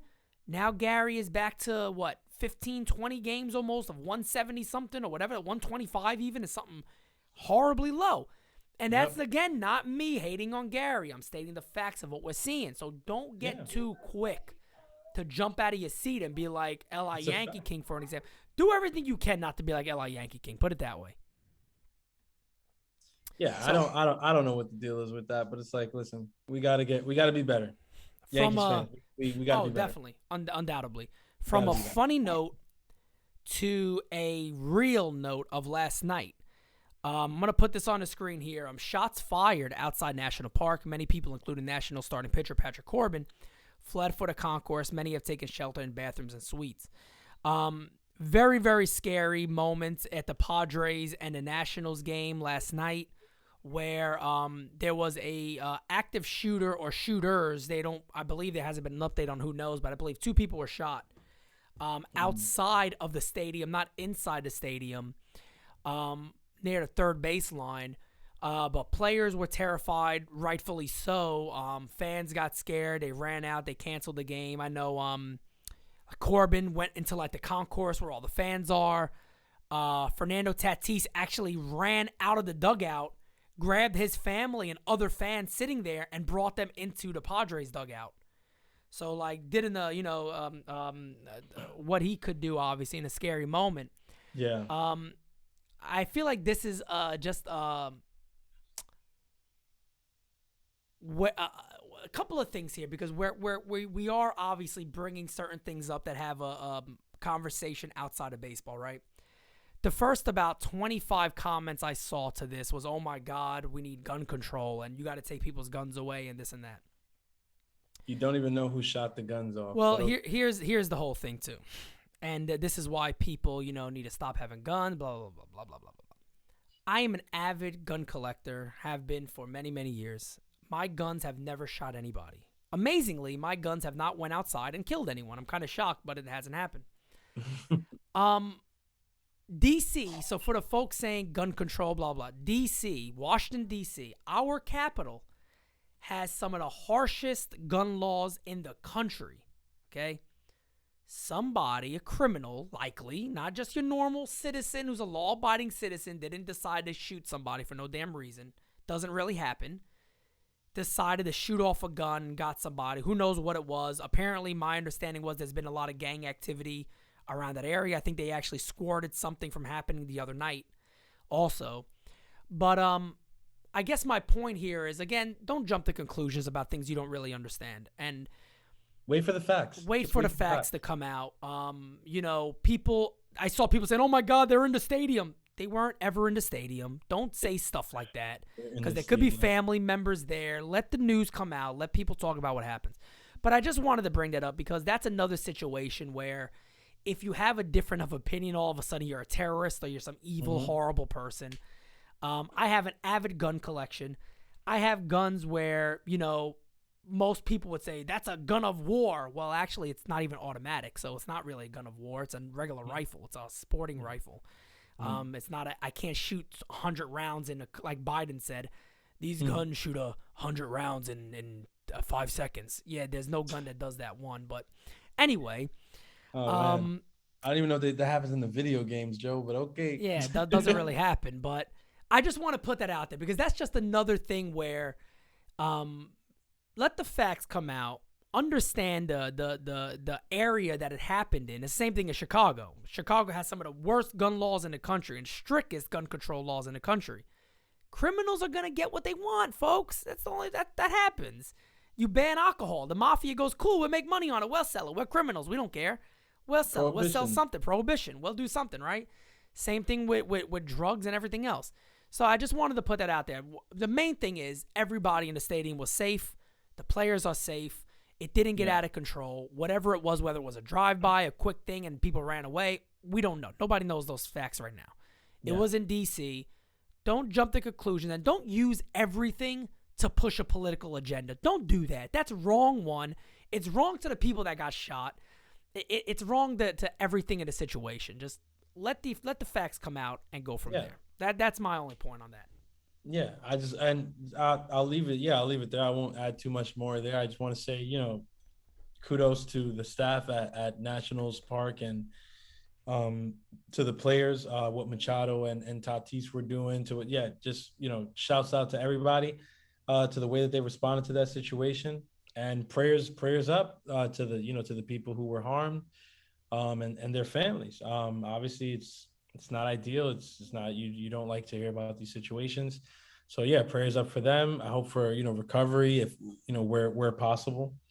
And, but again, shouts out to the way that, they handled that last night in DC at the park, suspending the game, asking, trying to protect people the best way that they thought possible. Like, that's a tough situation to be put in. It is very hard. You don't expect that at a baseball game. You're not expecting that. I think they responded, pretty well. So shouts out to them. That was good. Yeah. Awesome. And everybody on the front lines too. Good job protecting everybody and doing what you guys do.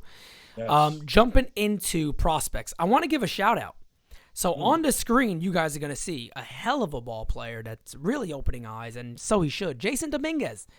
Got to shout out Jason Dominguez. Look at his speed right here, folks. And Francis, you'll definitely see this later, but you know what he's been doing. Oh, yeah.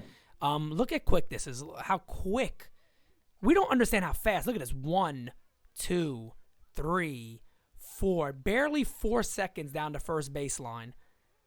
Great speed. Shout out. Eli J. Fishman at Eli J. Fishman. Does all amazing videos of bringing these prospects to us. Jason Dominguez being one of them. Wanted to highlight Jason Dominguez a little bit because, man, fans are super hype right now with Dominguez. You see his first home run there. And they almost want this guy already up at this level. Not going to happen. But, folks, I'll tell you this right now, and this is what I've been told for a while. If he keeps performing at these levels, Jason Dominguez is not far away. And that's scary to think. This is a young man. Oh, yeah. And, yes, he is, look at that. I mean, beats out an infield single. He has, look, there's hype on guys, and then there's hype on guys.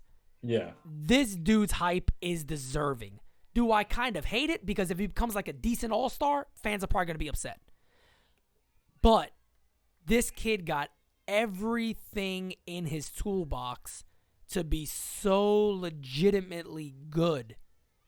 It's fun to see. And Eli Fishman, my friend, you're gonna probably be on the pod at some point here. We already talked about it a couple of times.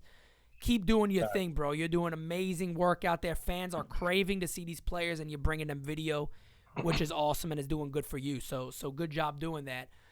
What do you? And he got some credit. He gets a lot of credit from everybody. Yeah, he got the credit for. I think Hope credited him on one of the call-ups. So I think definitely shouts out to Eli Fishman, the only Fishman that's a good one. Yes, right now. Yes.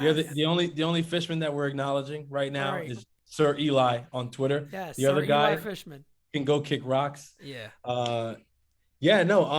Super hype about Dominguez. Love what I'm seeing so far. I wish, I've seen some silly comments on Twitter, like the games where it was like, oh, he struck out twice or whatever. Like, bust alert. I was like, shut up, please. Like casuals. If we could, casuals. Like, if we can, like, do you guys realize that like Mike Trout, what's the consensus best hitter in baseball right now, right? Like best player, strikes out sometimes. It happens. Like that's a part of the game. Baseball is literally like one of the only sports where you're supposed to fail way more times than you don't. Like, and it's a good thing. Like the best players of all time are players who would get a hit 3 out of 10 times. Yeah. That's nuts. That's right. It just goes to show you, like, when people say things like, do you even realize what you're watching? But yeah, man, there's a lot of encouraging things. Like you said, the speed, power mix, switch hitter, nice, strong guy. Like, so, I mean, I would love to get some video of him in the outfield. So, Hey, Eli, if you got something like that, I haven't seen like, video of how he moves out there in the outfield, how he tracks like fly balls and things like that. I'd like to, see what the defense is like. But so far on the hitting end, I'm really, really encouraged. And yeah, man, I'm excited. I hope he's up here soon, not this year or next year, but I hope he's up here soon, man. I'm excited for this kid. He's a big talent. And, I mean, he's going to be. He's going to be up here at some point. Remember, Trout made his debut at 19, and you don't want to really compare guys to him.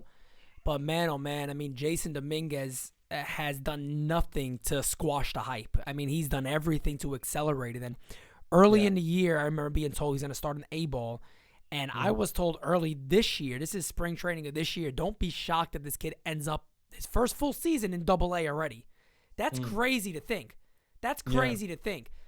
But if he keeps this up already for a couple of weeks, you're going to have to be like, all right, this is just not good for him. I mean, you got to give him more of a competition because ideally you want your players to face some sort of struggle in the minor leagues. Yeah. You want them to get that adversity, right? Where, oh, man, I'm struggling a little bit. Let me figure out what that's like. When Trout came up at 19, he batted like 220. And that's long past him now. He's like, yeah, okay, whatever. That's many years ago. Yeah. But you want to see that type of thing happen. And Jason Dominguez, along with other guys too, Anthony Volpe went from maybe he'll be good and maybe he wasn't the best draft pick to untouchable prospect. And these guys are going that route. So it's awesome to see the level they're taking. And jumping into one more prospect before we get quickly into trades. Last night, we didn't mention this in game 2, but Tim LeCastro has a torn ACL. Meaning Tim LeCastro's out. He's gone. There's nothing with Tim LeCastro and the Yankees, unfortunately, for Tim. So Tim, heal up, get better. Facts, man. Thank you for the service that you provided while you were here. You were actually pretty decent. He was good. Terrible, yeah, man. Really disheartening news. I'm sorry about that ACL stuff. So and he's a speed guy. So and that's what we need. But we also have another speed guy. And I'm kind of tired of talking about him. I'm going to throw him on the screen here. Look at this home run, folks. This is Estevan Florial the other night. This is one of the 2 homers he hit. This one left the damn stadium. I mean, this is a bomb. This is an absolute bomb. I wish we got a measured distance on that one. I didn't really get that. But Estevan Florial, we still don't know. Apparently, there's rumors that Ryan Lamar is going to be called up and not Estevan Florial, who's on the 40-man. That's the cat. That's the Cashman move. It is. It definitely is, man. I am such a fan of this kid, and people say, Pete, that's just your bias talking because he's hitting, a little over 210 or 215 in AAA. He was also hitting in AAA, if you remember, for the first about 2 or 3 weeks, about 170. So he's definitely adjusted and has built it back. But he got power, he got speed, he got everything he could play. He plays center field. Wow, look at that. We need a center fielder. We're continuing to run Brett Gardner out there. So for the folks saying he's not ready, is Brett Gardner ready? Is Brett Gardner ready right now? Is he doing anything to prove like I deserve that spot? Not really.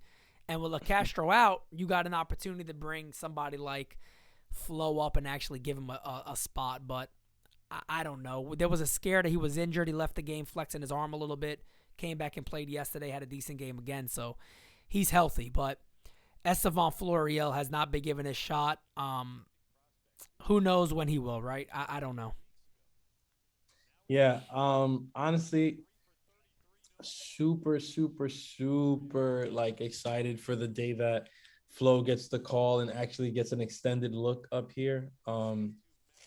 I don't know what it is, man. And I always preface it like that. I could be wrong about Flo. And if I am, I'll be like, hey, man, I was wrong about this guy. But I really think that's a big talent there. I really think that in the future, the outfield is going to be him and Dominguez. And I really want to get this guy started. I want him to – I'd love for him to be up this year, like getting these at bats, especially like if the Yankees aren't going to figure it out. Oh, definitely, that's a big one. We're gonna get to that too now when it comes to the trades. Yeah, like you can get this guy up and start getting him these decent at bats, get his feet wet to the point where by the time next year rolls around, bro, he's ready to go opening day. Yeah, we can have him out there from opening day, and like, I don't know, man. I've been seeing the home runs like you. Yes, the average is low and things. I understand, man, but it's like.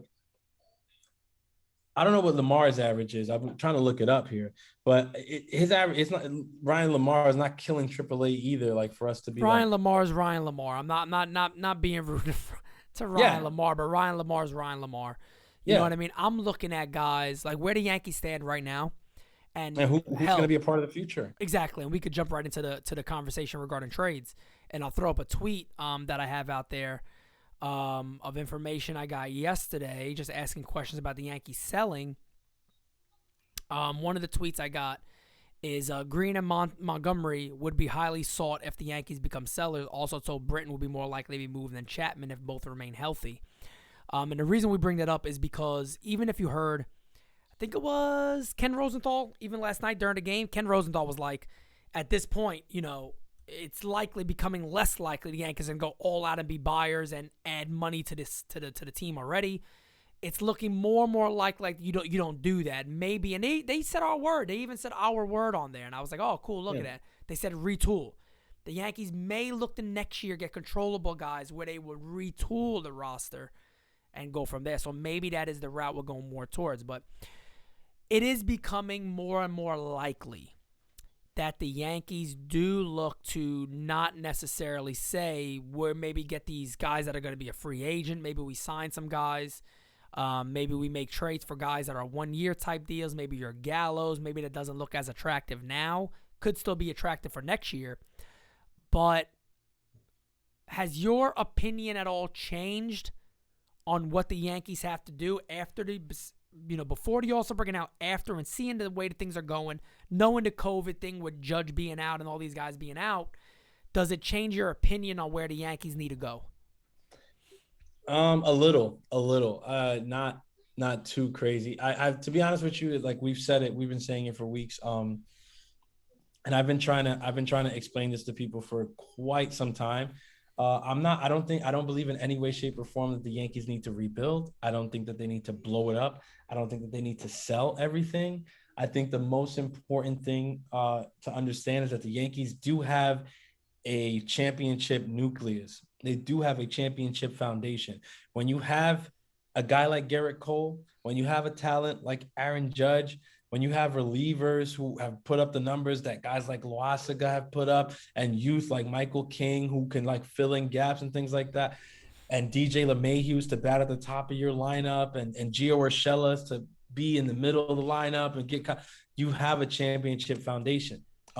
Severino can definitely be a pitcher on a championship team. I know that there were arguments and there were concerns about whether Severino was the ace on a championship team, but now that's not a question because we have Cole. So there's nobody who's going to sit here and tell me that Severino can't be the number 2 on a championship team. He for damn sure could. He might even be able to be an ace on one because Severino's stuff is that good. We just don't know what we're getting when he comes back. Yeah. All that being said, yes, what's necessary here is a retool.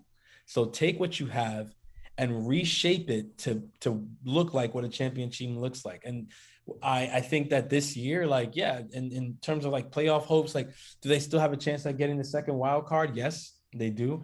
Should they play for that? Of course, because you play to win. Like, you don't play, like, I definitely don't think, they should mail it in for the rest of the year and just like whatever, like hope to get a better draft pick or some nonsense like that. Like, no, I don't believe in that at all. But I think, yeah, some of it, my outlook on the deadline has changed in the sense of like, for instance, like the expiring deals don't make as much sense to me anymore. Right. Like, correct. Whereas earlier in the year, I was saying, oh man, like get me Trevor Story, whatever. It's like, now it's like, okay, like, yeah, get me Story, but like maybe don't get me Story because he's also going to be a free agent in the winter. So I'd rather Story next year. Yeah. Like if we're going to have him, I'd rather have him next year versus having him this year, trading prospect capital for him and then having him walk in the wintertime. So that's the outlook that has changed for me. Like these expiring deals, like even Scherzer, right? In the beginning of the year, I was more get me Scherzer, get me Story, right? And then let's make this playoff run and then see what happens if we can re-sign them in the offseason. Now I'm more like, nah, get me the guys who they're going to play this year maybe, but are more for like next year's revamped new look Yankees. So get me Adam Frazier, get me Ketel Marte if it's possible. Hey, get me Starling Marte if it's possible. Either of the Marte. Like get me guys like that who I think are going to get me a Barrios who's going to be here next year, right? Get me guys like that who, like I said, will probably deliver something this year, but most importantly, will be big players on a revamped new look Yankees team for 2022. And let's not also, one of the things I also want to mention is that as a window is starting to close here with the Yankees, where guys like Severino and Judge and Sanchez and all those guys we heard about are, either coming towards the end of contracts, having to renew, or just at the level of, it might not be the same core of that window, right? They're not prospecting. The prospect window's closed. It's closed. So they're regular veterans now. They're a part of this team. Let's also remember a couple of different things as I actually play. I think who we both agree with should be the Yankees' number one target, no matter what. Sell, buy, doesn't matter. Adam Frazier. Showing his clips on here and just letting everybody see what a great defender he is at second base, what a line drive hitter he is all over the place. And let's remember one thing. As going back to what I said, as a window is closing on a certain core, a new core is here. A new core is very, very close, everybody. You got Oswald Peraza. You got Anthony Volpe. You got Luis Medina. You got Luis Gil.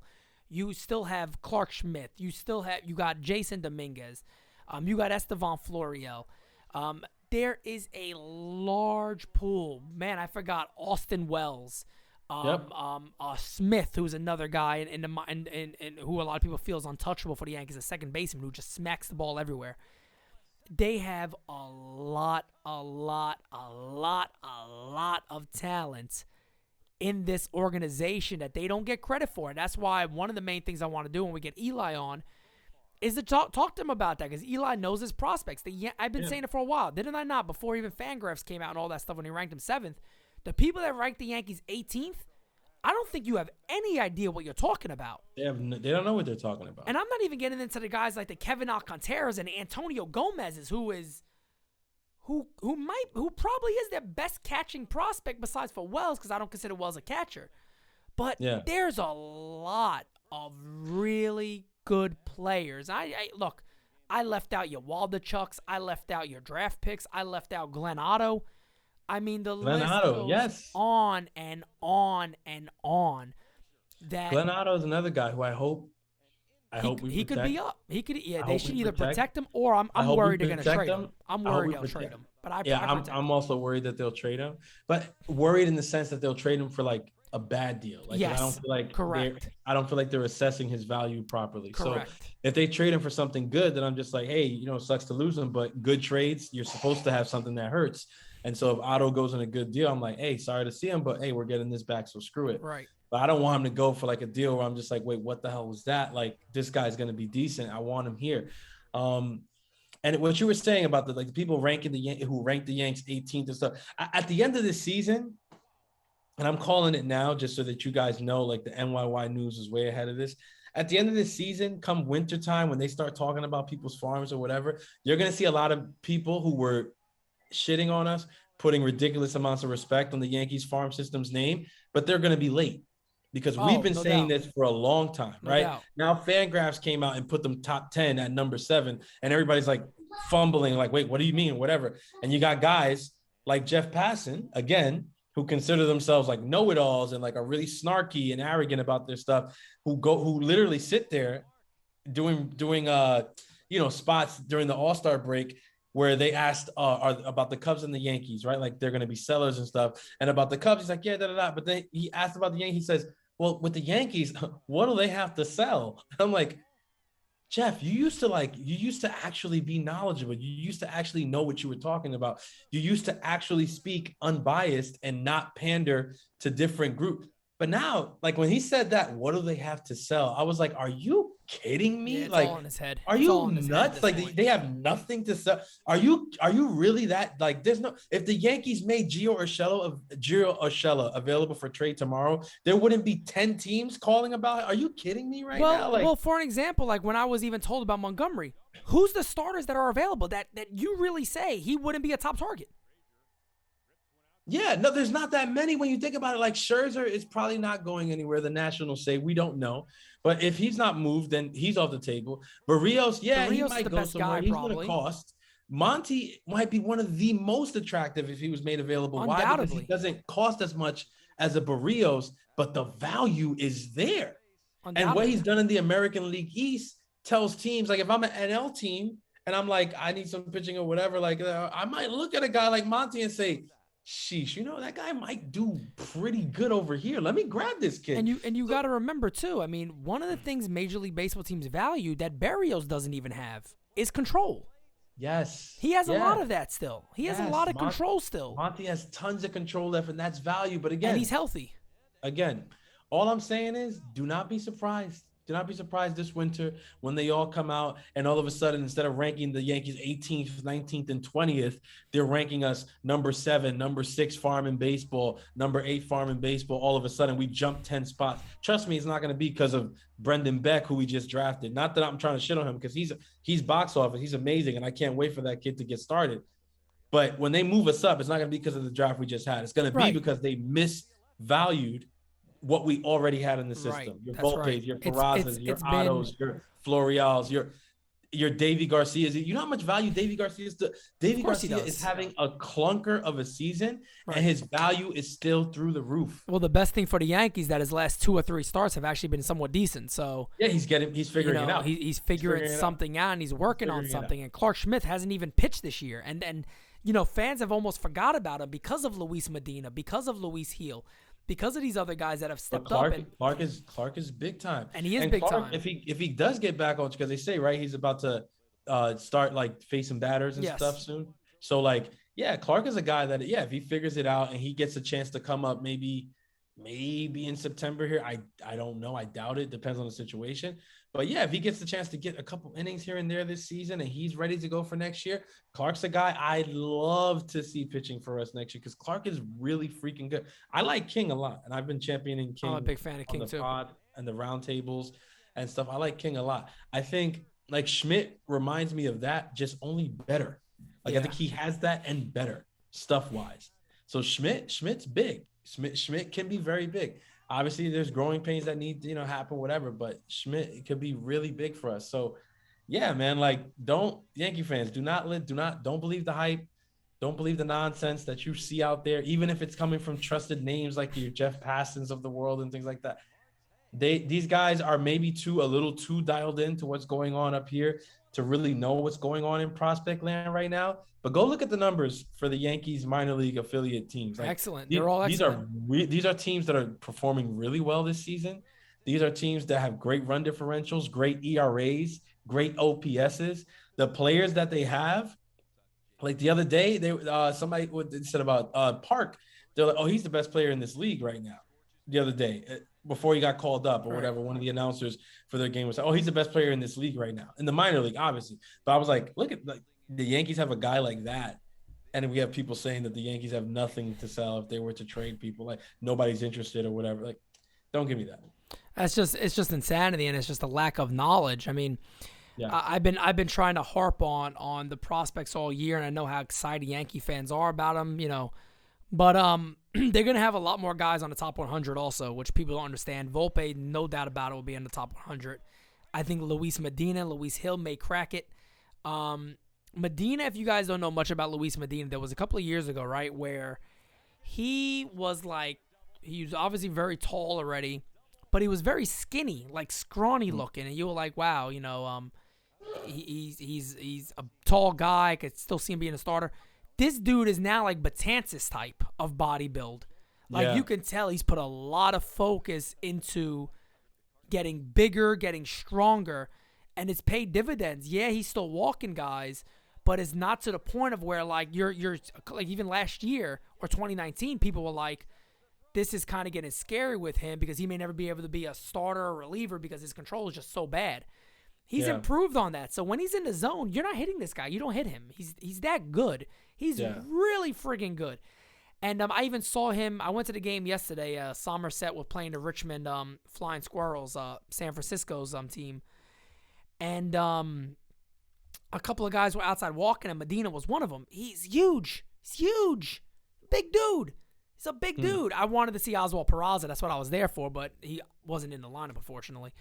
But they got so many of these guys. So the future is bright, but they could still win with the team they got now. That's why we harp so much on who do you trade, what moves you make. That's why I talk about like the information I got on Montgomery and Green. You better believe if the Yankees are selling, those are some of the top two targets of many teams. And they can get you back a lot. If a lot of people on this, are watching this now or on Twitter, are big believers in that trade simulator thing, right? People believe that that's actually very accurate. Some people even told me, I don't know if it's true or not, that GMs and analytic guys in departments actually look at that site to a degree to look at value of players and things like that. I don't know how true it is. I don't really want to believe that. But if you look at the value of Montgomery, I believe his value on that site is high. It's like 20-something, which is one of the top Yankee players. Just because of the control he has. I can actually tell you what it is right now because I looked at a trade yesterday just messing around with it. His value is 26.9. To put that as an example.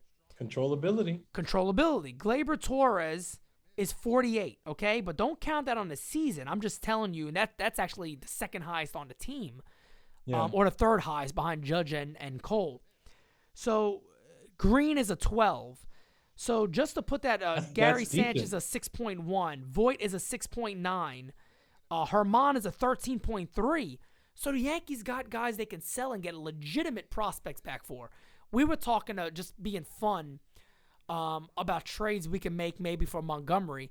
And if you look at that calculator and estimate what it could be, you could get like a Marcano, who is a legitimate shortstop prospect for the Padres. Carantini, What's his name? Lamet. Yeah. I mean that's another guy that he has the injury concerns. You're probably sitting there saying I don't think the Padres would give him up, but he's also 29, about to be 30, never pitched over 100 innings, always injured. Those are the type of things that I'm just saying. Those are options that are out there to rebuild your team at this level.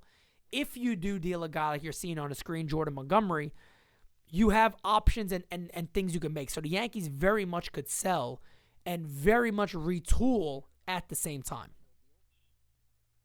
Yeah, I mean it's definitely possible, and that's what retooling means. It means like taking some of the tools that you have already, like your Montes, your Chapmans, and trading them for different tools.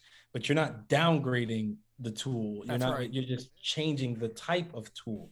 Like Chapman's had, struggles as of recently, but if Chapman regains form and starts pitching like he did at the beginning of the year, a lot of people are going to remember the value that Chapman has, because Chapman brings a very specific style to the table.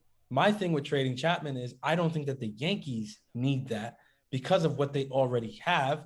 I don't think we need to pay a guy $18 million to do that. I think we can go by committee or stay with the cheaper version in Zach Britton and use the guys that we have to fill in those gaps. Right.